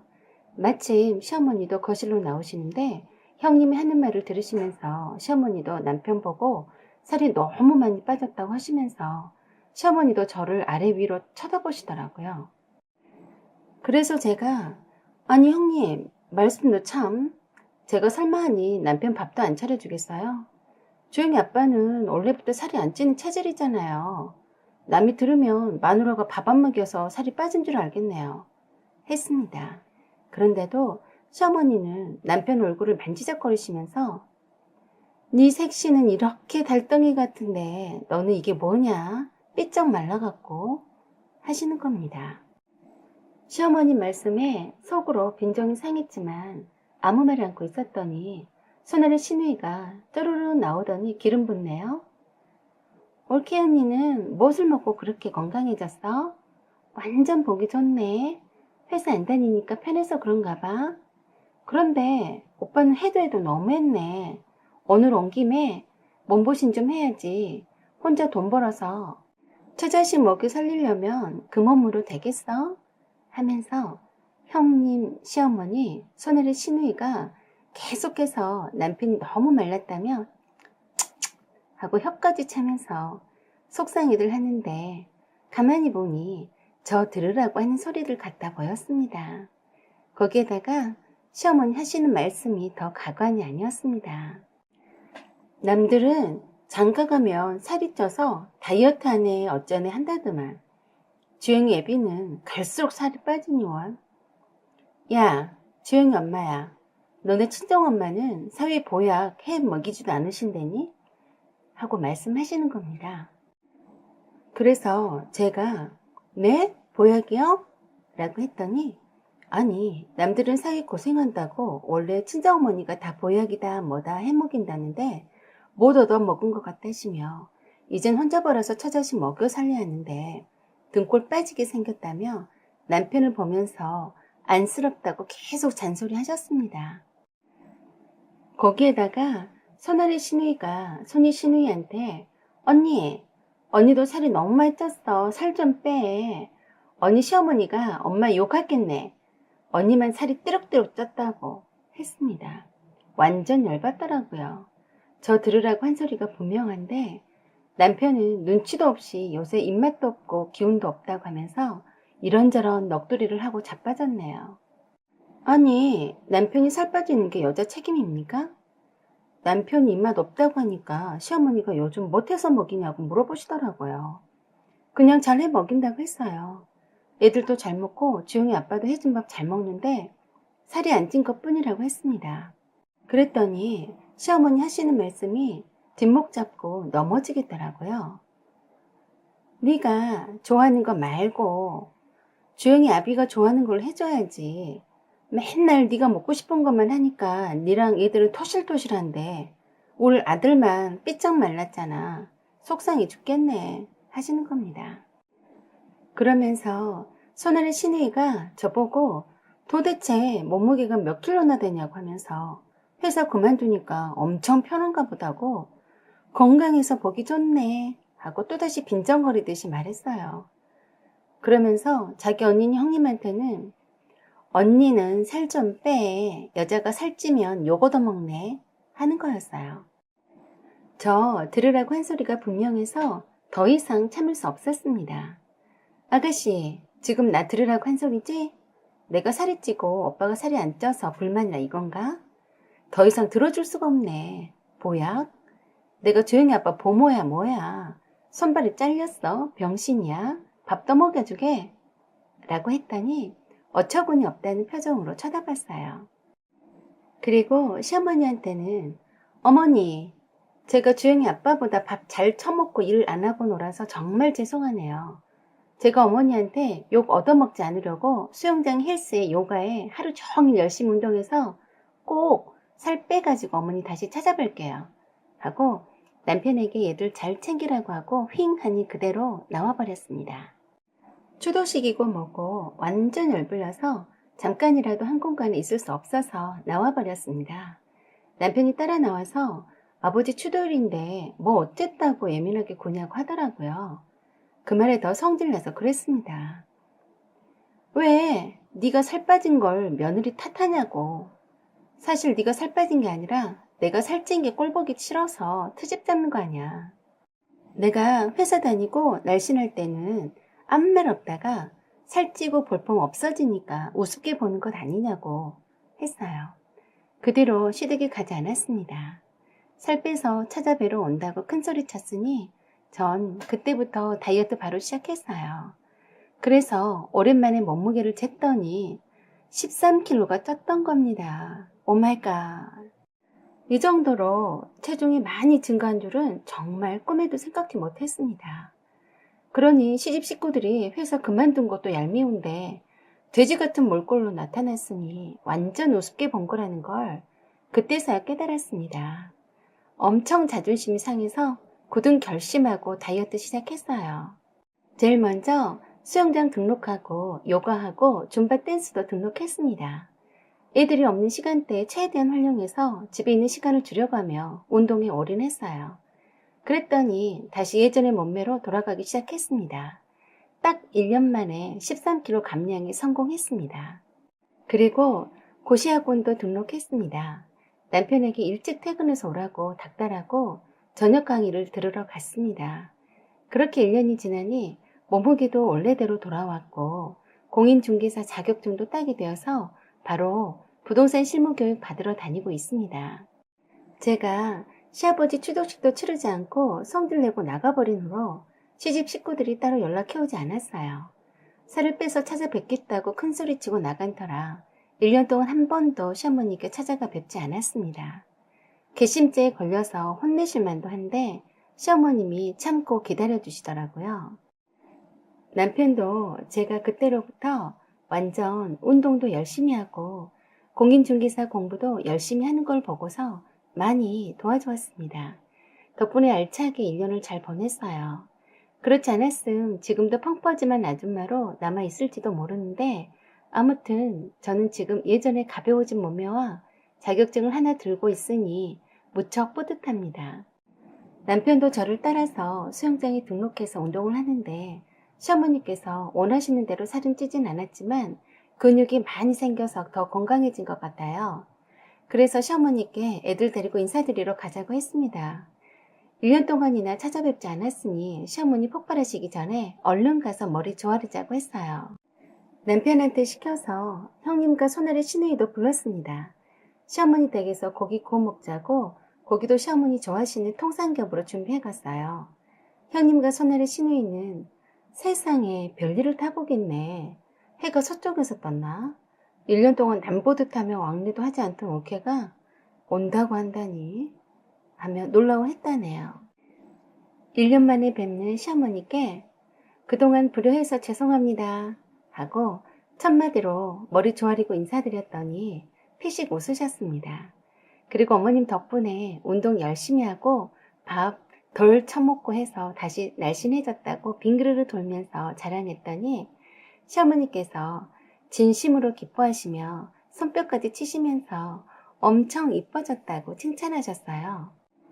하지만 주영이 아빠 살 찌우는 데는 실패했어도 근육 찌우는 데는 성공했다고 불효 며느리지만 한 번만 용서해달라고 애교 섞게 말씀드렸더니 살보다 근육이지 하시면서 잘했다며 용서해 주신다고 너무도 쉽게 말씀하셔서 정말 유쾌했습니다.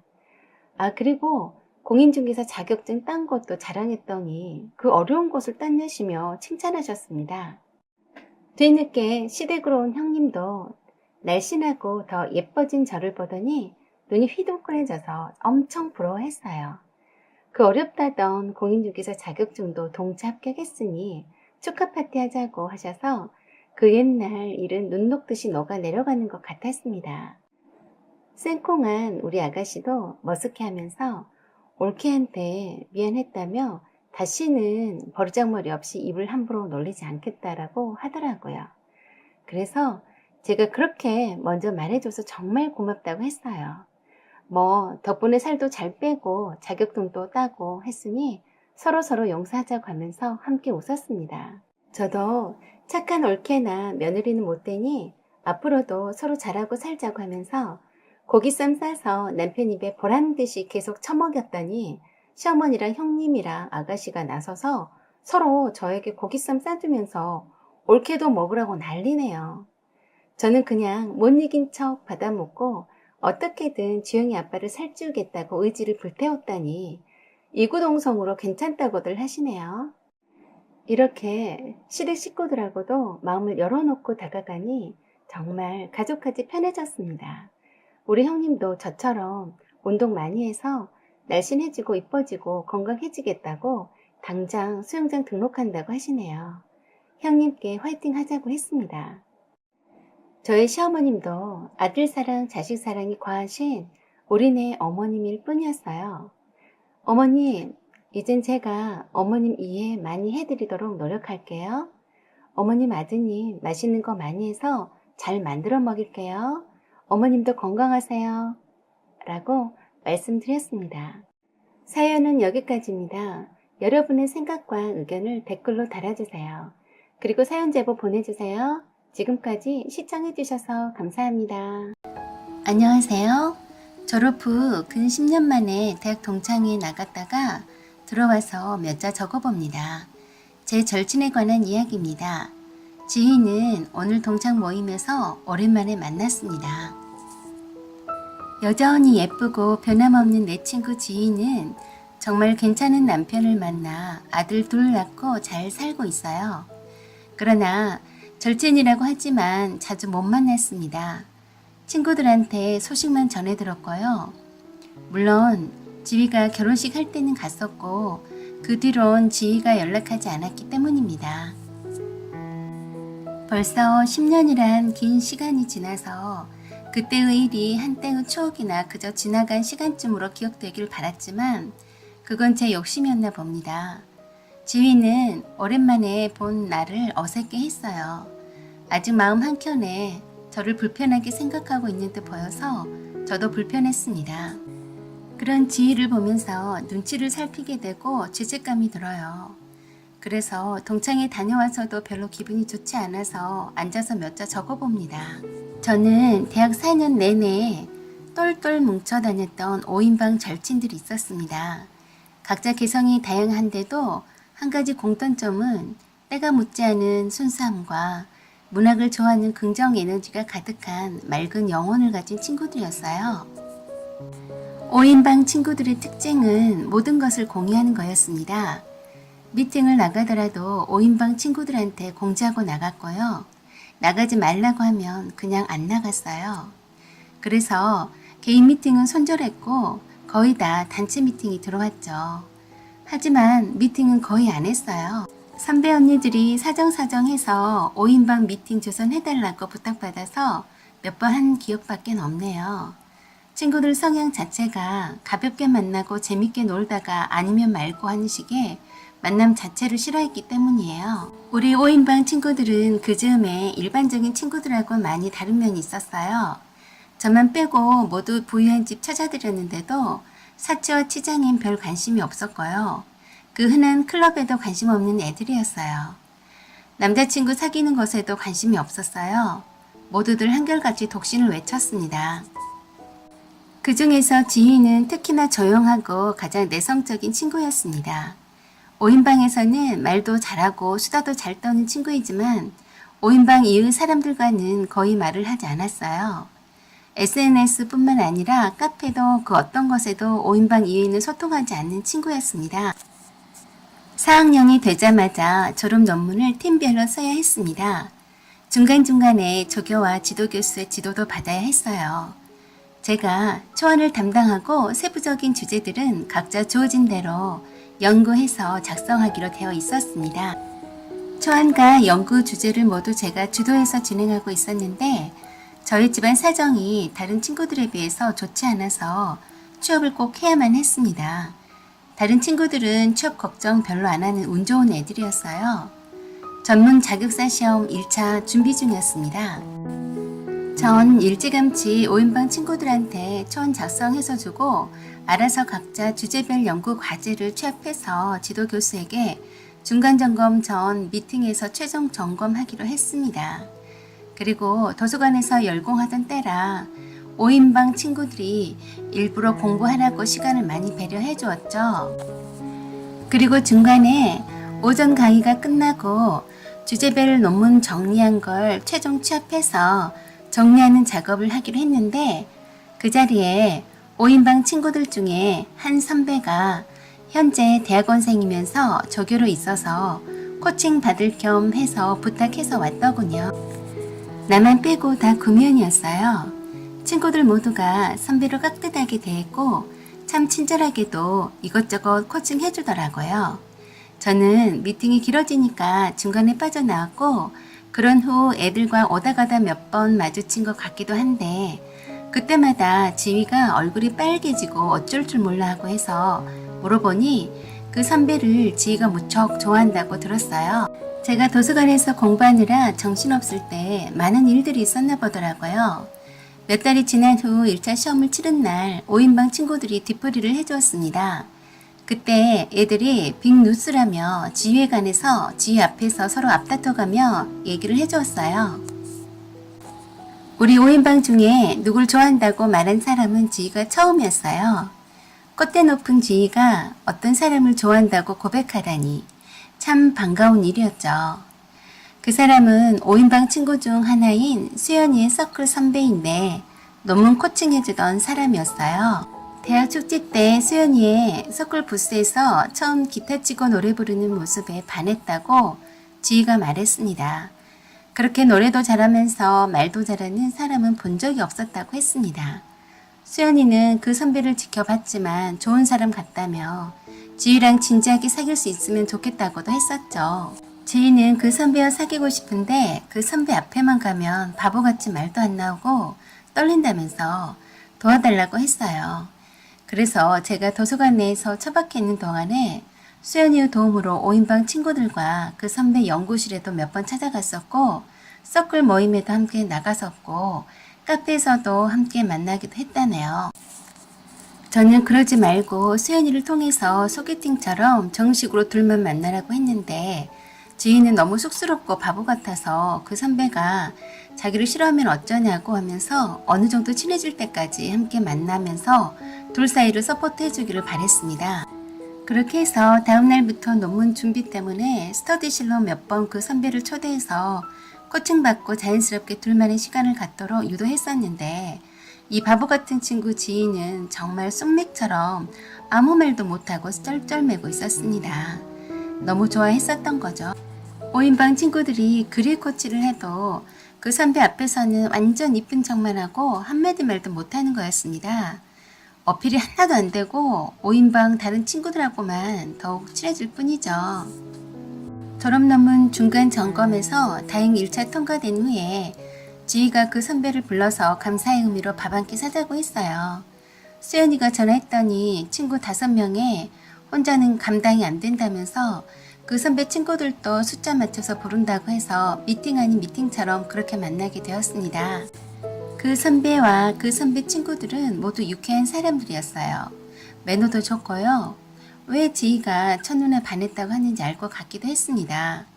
노래를 엄청 잘했어요. 친구들도 그렇고 한때 밴드를 만들어서 활동하려고도 했다고 하더군요. 암튼 지희 때문에 분위기 맞춰주려고 애를 많이 썼습니다. 그런데 둘 사이는 진전이 없어 보였어요. 5인방과는 점점 친해지고 익숙해진 느낌인데 둘 사이는 따로 만난 것 같지도 않고 그걸로 끝이었습니다. 저는 2차 시험 준비 때문에 자연스럽게 그 만남에서 빠졌습니다. 어느 날 도서관으로 그 선배가 찾아왔어요. 오후 늦게 찾아와서 밥 사준다고 해서 거절할 이유도 없어서 아무 생각 없이 밥 얻어먹고 헤어졌어요. 그런데 전화번호를 어찌 알았는지 매일 아침 7시에 톡이 왔어요. 굿모닝 인사였죠.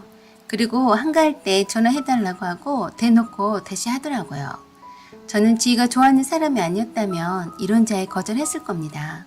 거기다 수연이 서클 선배여서 최대한 예의를 지켜야 했습니다. 그 선배는 저와 사귀고 싶다고 했고 지희가 자기를 좋아하는 것도 알고 있다고 했어요. 하지만 저를 처음 본 순간부터 좋아했었다고 고백하더군요. 지희에게는 최대한 자기가 잘 말해서 친구 간의 우정이 금가지 않도록 해보겠노라고 사귀자고 했지만 저는 싫다고 의사를 확실히 표현했습니다. 그리고 모두 차단했고 전화도 받지 않았어요.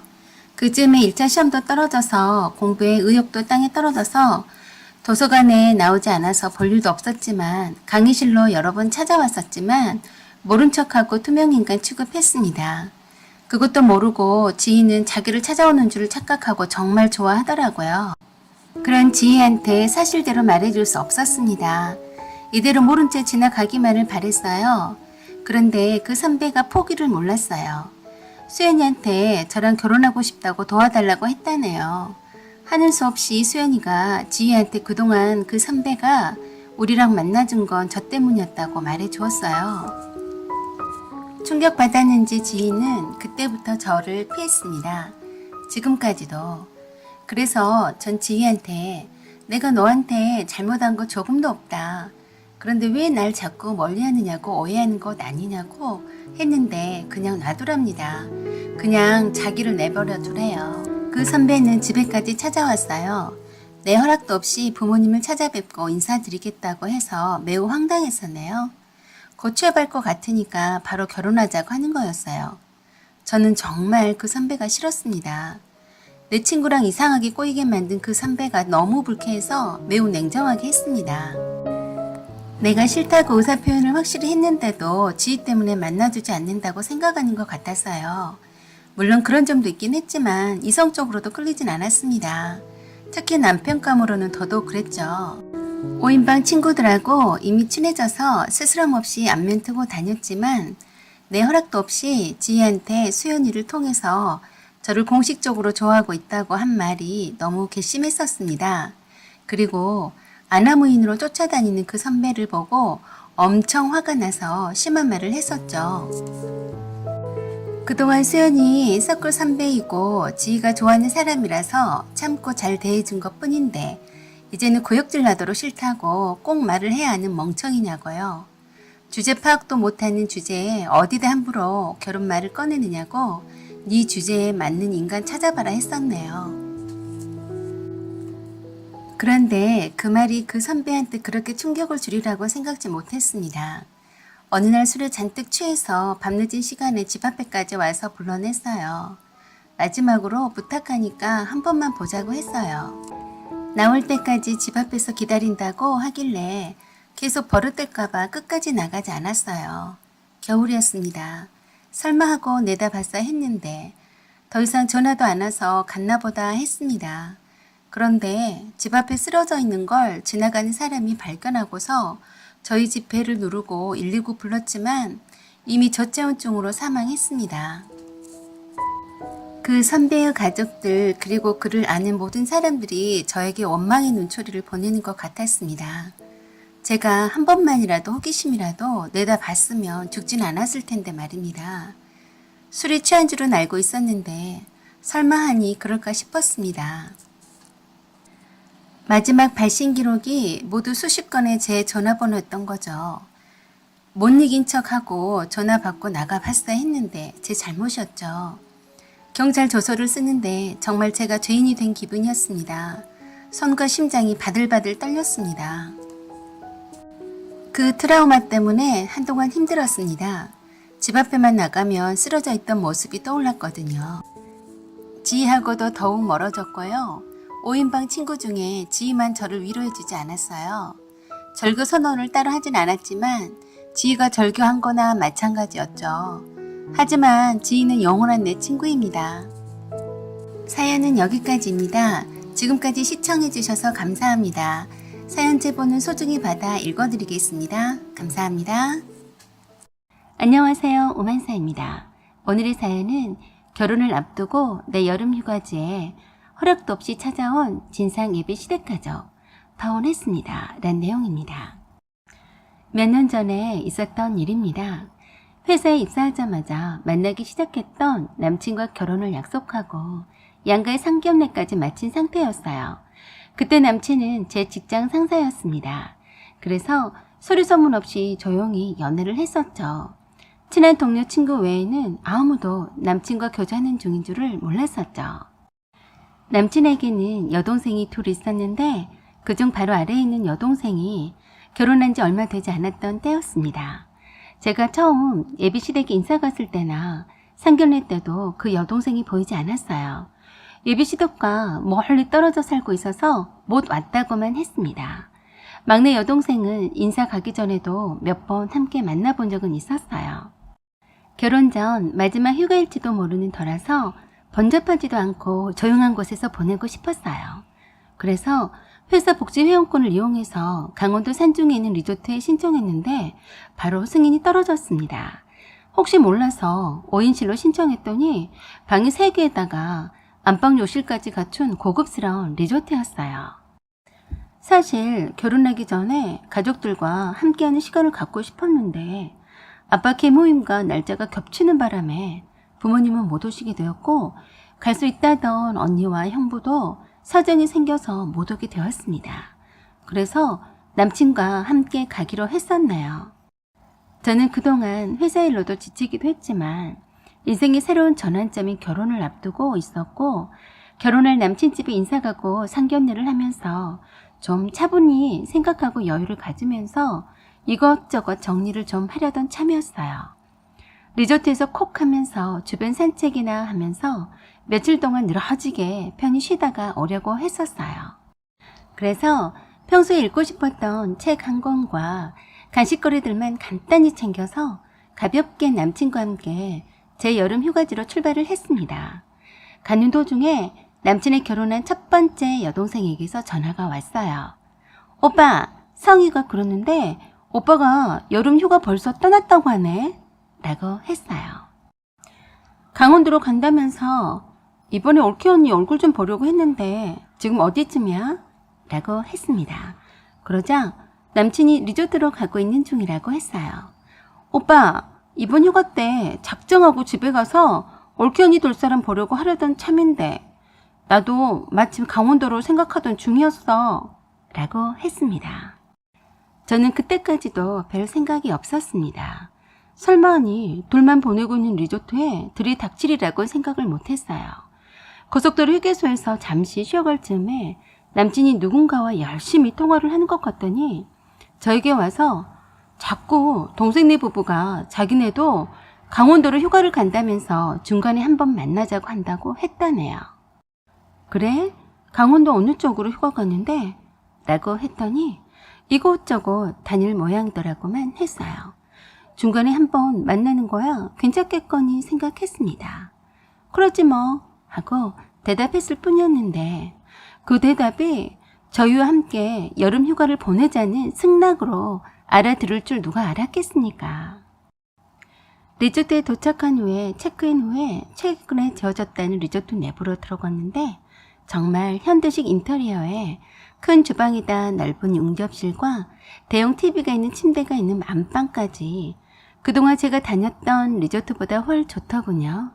리조트 회원 가격도 만만치 않은 이용 요금이었는데 회사 리조트라서 무료로 사용할 수 있어서 참 좋았습니다.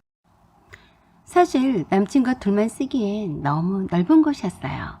넓직한 방이 3개에다 욕조가 딸린 욕실이 2개였으니까요. 그래도 무슨 상관? 이렇게 넓고 쾌적한 곳에서 나의 결혼 전 마지막 여름 휴가를 최대한 기분 좋게 만끽하겠어 라고 다짐하면서 안방에다 제 짐을 다 풀어놓았습니다. 남친의 짐은 거실 건넌방에 놓아두고 짐을 풀기 시작했고 냉장고에 간단히 챙겨온 음식물과 음료수를 챙겨 넣었어요. 그리고 편한 옷으로 갈아입고 오후라서 선선해서 리조트 주변 산책을 하려던 참이었습니다.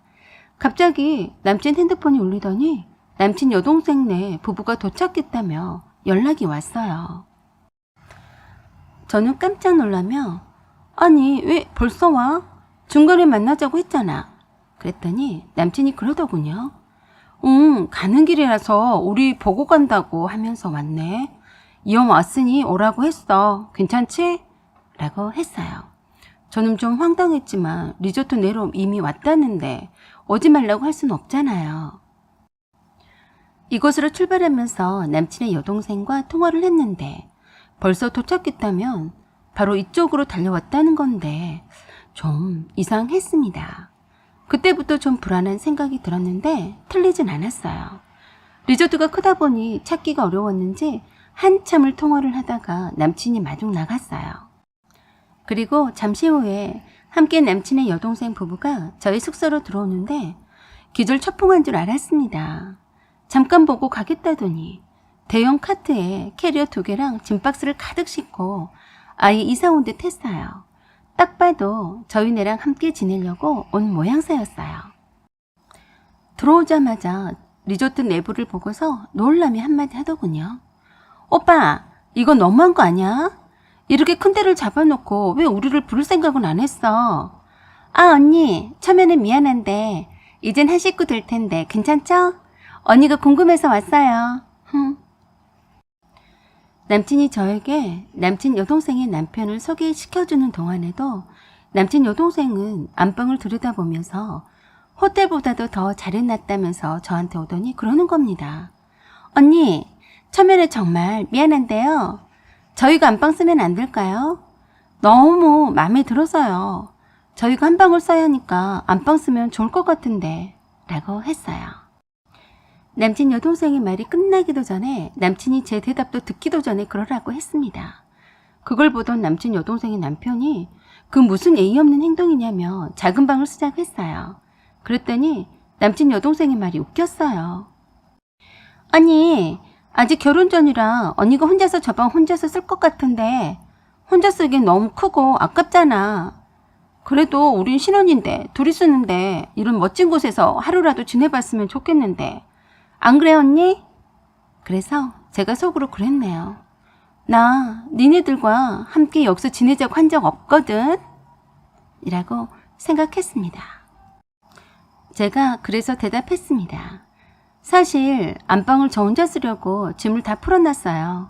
중간에 잠깐 보러 온다고 들었는데 여기서 저랑 오빠랑 함께 지내려던 참이에요? 하고 뜻밖의 질문에 남친과 남친 여동생은 약간 놀란 듯 했습니다. 그러자 남친이 그러네요. 이쪽 근처로 휴가 오고 싶다고 해서 방도 남으니까 함께 지내자고 했어. 신혼부부니까 안방 쓰라고 하자. 라고 했습니다. 남친이 그렇게 나오는데 제가 속 좁게 뭐라 할 수가 없었어요. 그렇지만 속이 상했어요. 내가 신청해서 휴가 온 내 여름 휴가지에서 내 허락도 없이 무작정 찾아와서는 내 방을 찾아다니 기분이 좀 언짢았습니다.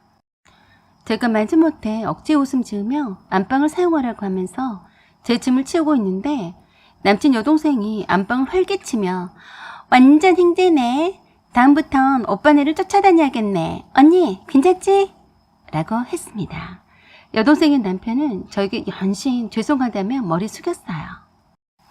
안방에 있는 제 짐을 남친이 함께 치워주며 자기 여동생네 부부의 짐을 들여다 넣어주는데 참 얄미웠고 화가 났습니다. 남친이 쓰려던 거실 건넌방을 저에게 선심 쓰듯이 사용하라며 자기 짐을 빼고 제 짐을 그쪽 방으로 옮기더군요. 저는 방에 남친을 데리고 들어가서 한마디 했습니다. 왜 내 허락도 안 받고 동생네를 부른 거야? 라고 했더니 아까 허락한 것 아니었냐면서 여기까지 왔다는데 어떻게 모른 척 하냐고 해서 어이없었습니다. 아니 작정하고 여기에 들어오겠다고 하면 오빠가 동생 잘 구슬려서 보내야 할 것 아니냐고 했어요. 갈 곳이 정해져 있지도 않다는데 그럼 어떡해. 우리 함께 있고 싶은 눈치인데 어떻게 모른 척하니? 네가 언니니까 마음을 너그럽게 써. 그래 동생들한테도 점수 좀 딸 거 아니야. 라고 하더라고요. 정말 어이가 없었어요. 그래서 그랬어요. 미안하지만 네 동생한테 점수 따고 싶은 생각 요만큼도 없어. 착각하지 마. 라고 했어요.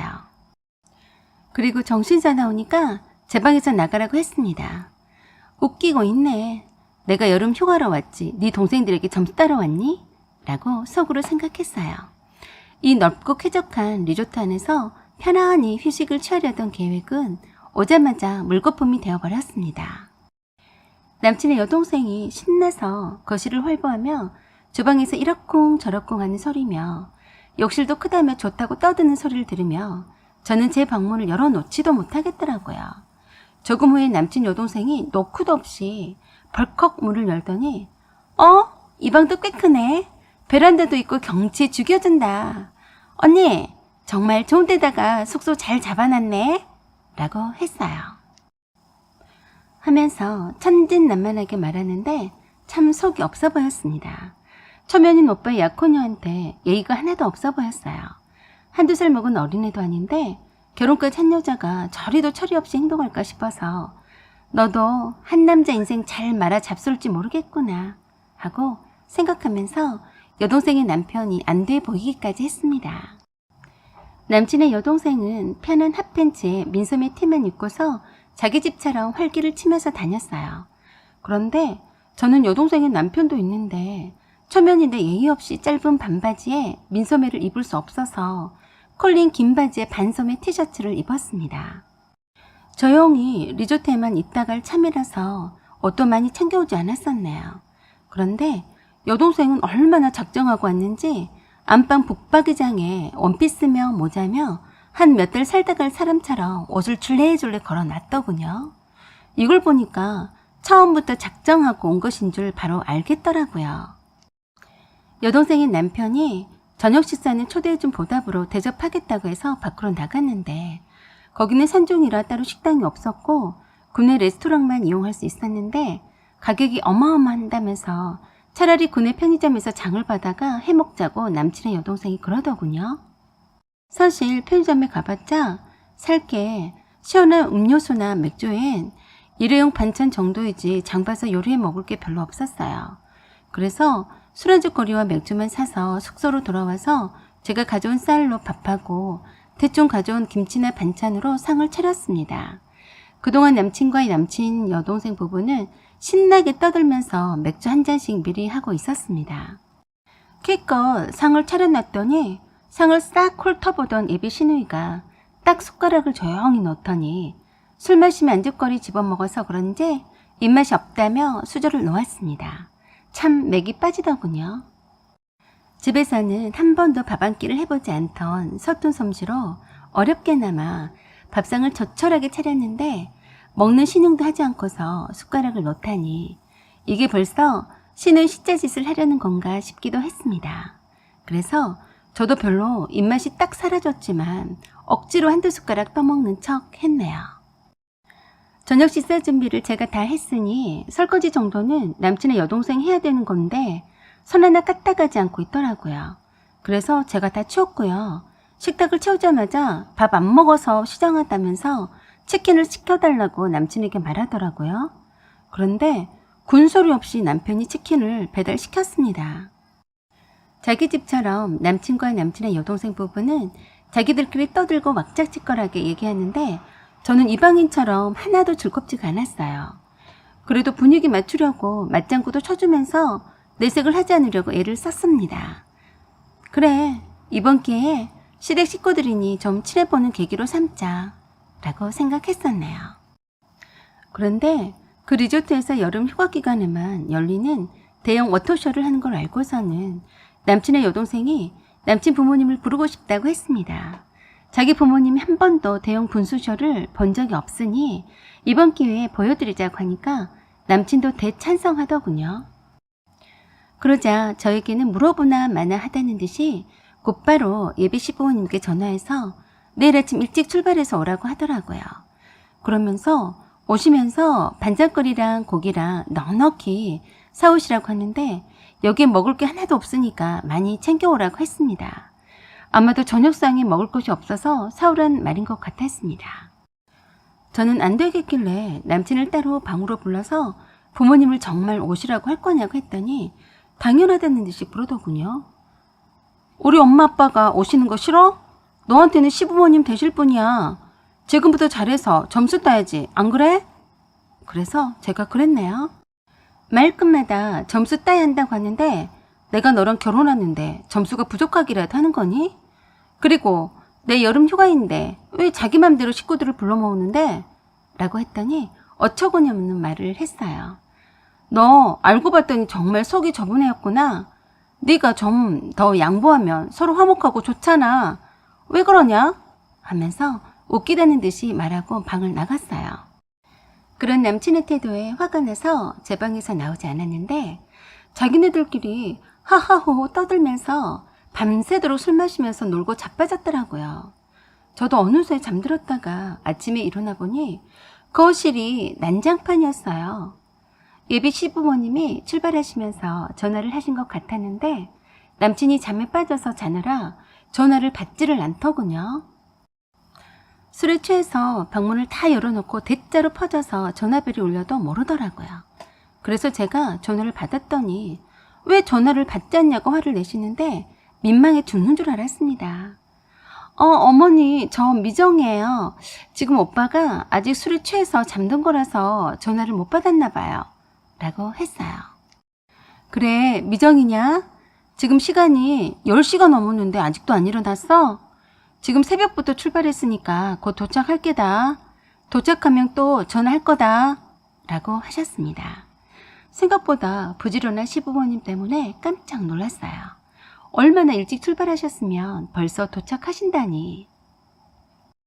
그런데 거실은 시장바닥처럼 어젯밤 술 먹고 어질러 놓은 차로 여기저기 쓰레기가 널브러져 있었어요. 일단 열심히 치웠습니다. 설거지 통에도 하나 가득히 쌓여 있었어요.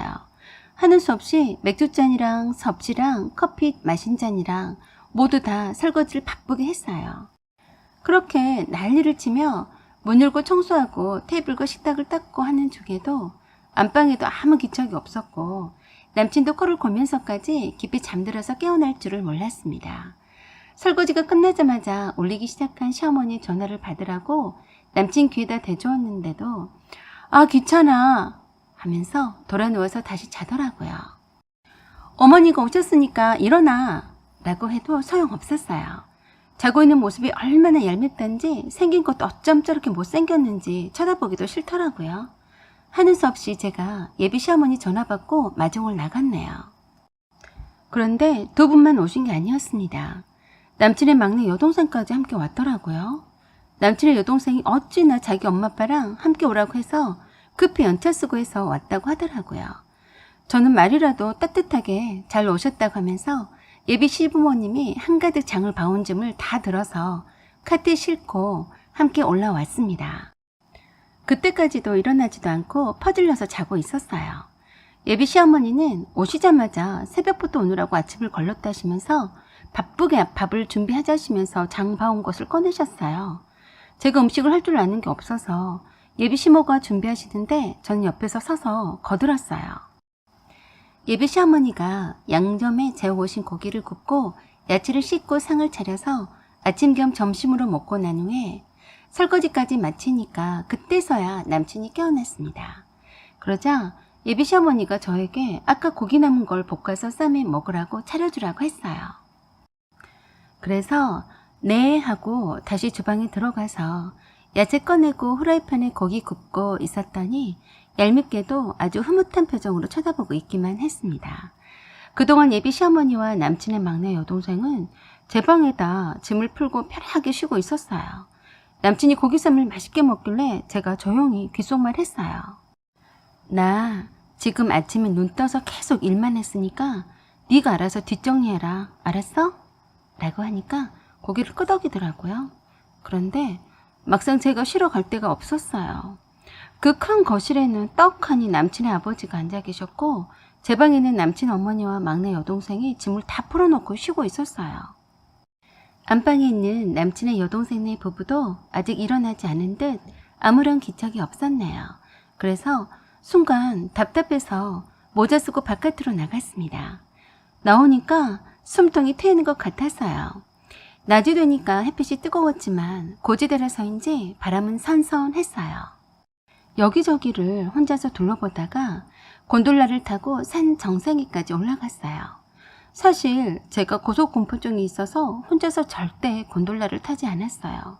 그런데 대충 주변 시설을 둘러보다가 사람들이 곤돌라 타려고 줄 서 있는 것을 보고 꼽사리 끼어 타면 되겠거니 싶었습니다. 한 커플과 함께 타고 갔는데 역시나 고소공포증 때문에 정말 힘이 들었어요. 그것도 모르고 사진 찍어달라고 하는 통에 서지도 못하고 앉아서 덜덜 떨면서 찍어줬어요. 그러면서 그러더라고요. 왜 혼자 왔냐고요. 그래서 어젯밤에 술 퍼먹고 다들 아직까지 자고 있어서 혼자 돌아다닌다고 거짓말했습니다. 정상에 금방 도착하니 가슴이 탁 트였어요. 그때서야 남친이 전화를 했더군요. 어디냐고요? 그래서 참 빨리도 물어본다고 했네요. 산 꼭대기에서 바람 쐬고 있다고 했더니 자기 엄마가 저를 찾는다고 하네요. 그래서 왜 찾냐고 했더니 빨리 와서 자기 동생네 부부가 일어났으니까 고기 굽고 상을 다시 차리라네요. 기가 막혀서 제가 그랬어요. 내가 네 동생 밥 차려주러 왔니? 다들 손발이 없는 사람들이야? 숙소에 있는 사람들이 알아서 차려 먹든 해야지. 바깥에서 힐링하고 있는 사람한테 할 소리니? 라고 했더니 할 사람이 없다네요. 자기 동생네 부부는 술을 많이 먹어서 힘들어하고 부모님과 막내 여동생은 오늘은 힘들어서 안 된다고 하네요. 참 얼척이 없어서 웃으면서 물었네요. 그럼 너는? 그랬더니 저를 빵 터지게 했습니다. 나? 내가 주방에서 고기 굽고 상 차리고 하면 틀림없이 우리 엄마가 쉬지도 않고 나와서 일할 게 뻔하잖아. 그래서 내가 하면 안 돼. 네가 와서 해주면 얼마나 보기 좋으니? 라고 했습니다. 제가 한참을 산 정상에서 크게 배꼽 잡고 섰더니 모질이 제 남편이 그러더군요. 좀 힘들더라도 결혼 전에 점수 따서 나중에 이쁨 받으면 좋잖아. 안 그래? 빨리 올 거지? 내 동생이 원래 자기 밥은 누가 차려주지 않으면 잘 안 먹어. 사위였다고 엄마가 또 주방에서 상 차릴 텐데 모처럼 오셨으니 쉬게 해드리자. 어? 이라고 했습니다. 그래서 제가 그랬습니다. 넌 안 되겠다. 딱 보니 넌 결혼하면 안 되고 네 식구들을 위해서 시모 한 명 들여라. 그게 더 낫겠네. 라고 하고 끊었더니 계속 전화질 하더네요. 그래서 톡으로 나 차 한 잔 마시고 생각 좀 하다가 내려갈 테니 방해마라 라고 했네요. 저는 그곳 360도로 돈다는 산 정상 레스토랑에서 차 한잔하면서 이런저런 생각에 잠겼습니다. 그리고 언니에게 전화했습니다. 언니와 이런저런 얘기를 나누면서 통화를 길게 했어요. 그리고 엄마와 아빠하고도 전화로 통화를 했습니다. 그리고 곤돌라를 타고 산 정상에서 아래로 내려와서 리조트 안내센터로 가서 새로운 숙소 배정을 했습니다.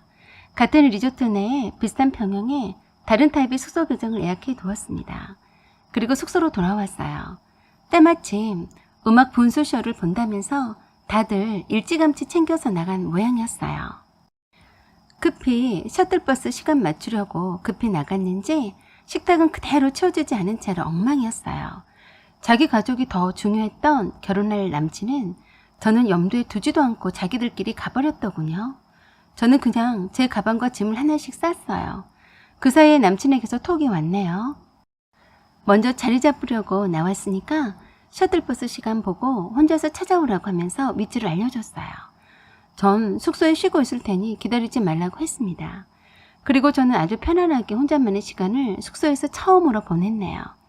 음악도 들으면서 넷플릭스도 보면서 여유 있는 혼자만의 시간이었습니다. 그러다가 잠이 들었는지 음악 푼쇼쇼를 보러 갔던 남친의 가족들이 돌아오는 소리에 깼습니다.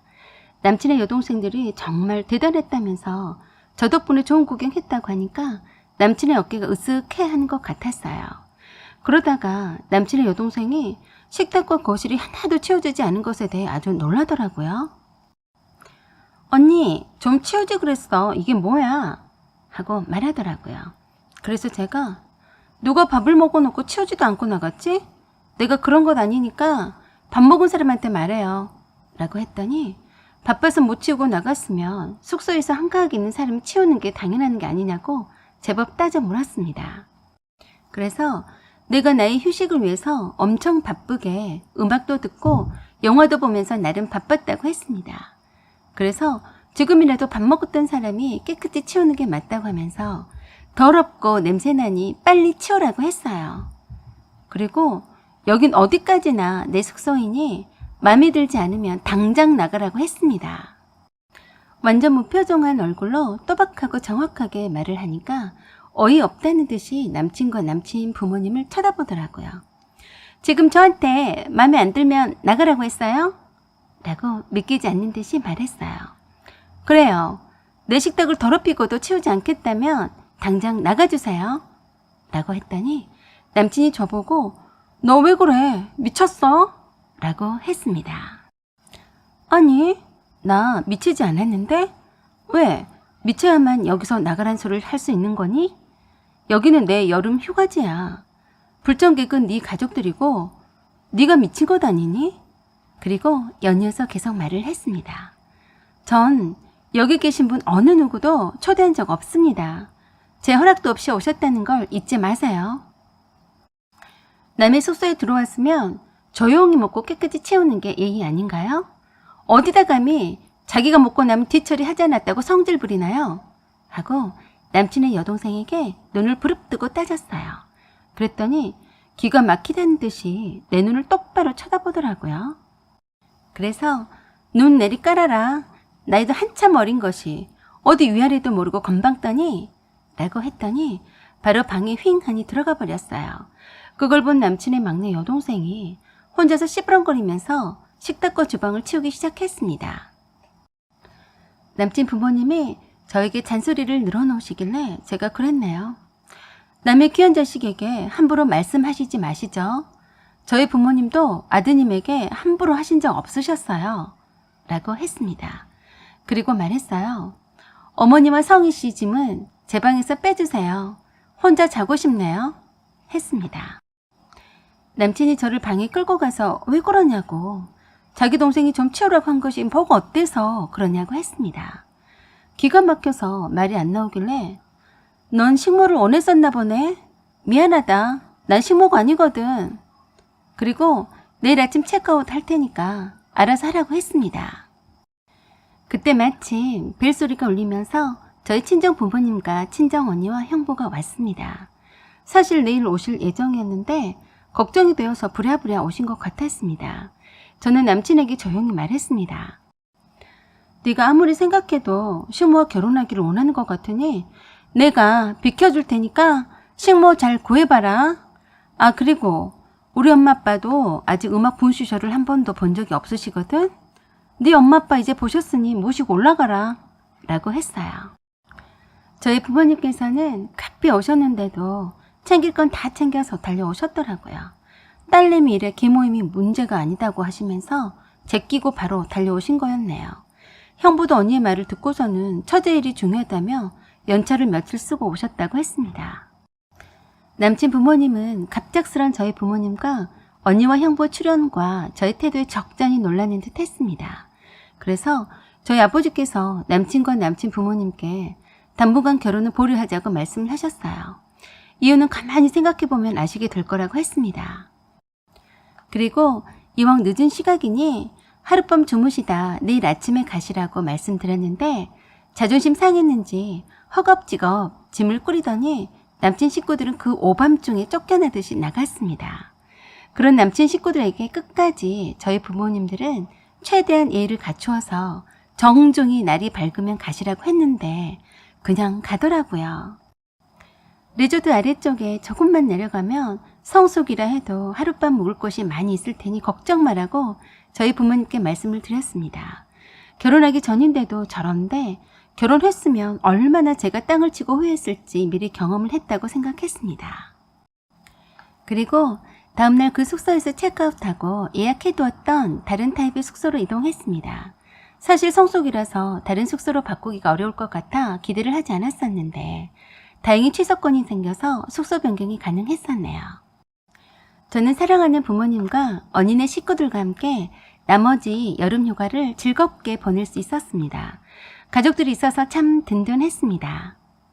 사연은 여기까지입니다. 여러분의 생각과 의견을 댓글로 남겨주세요.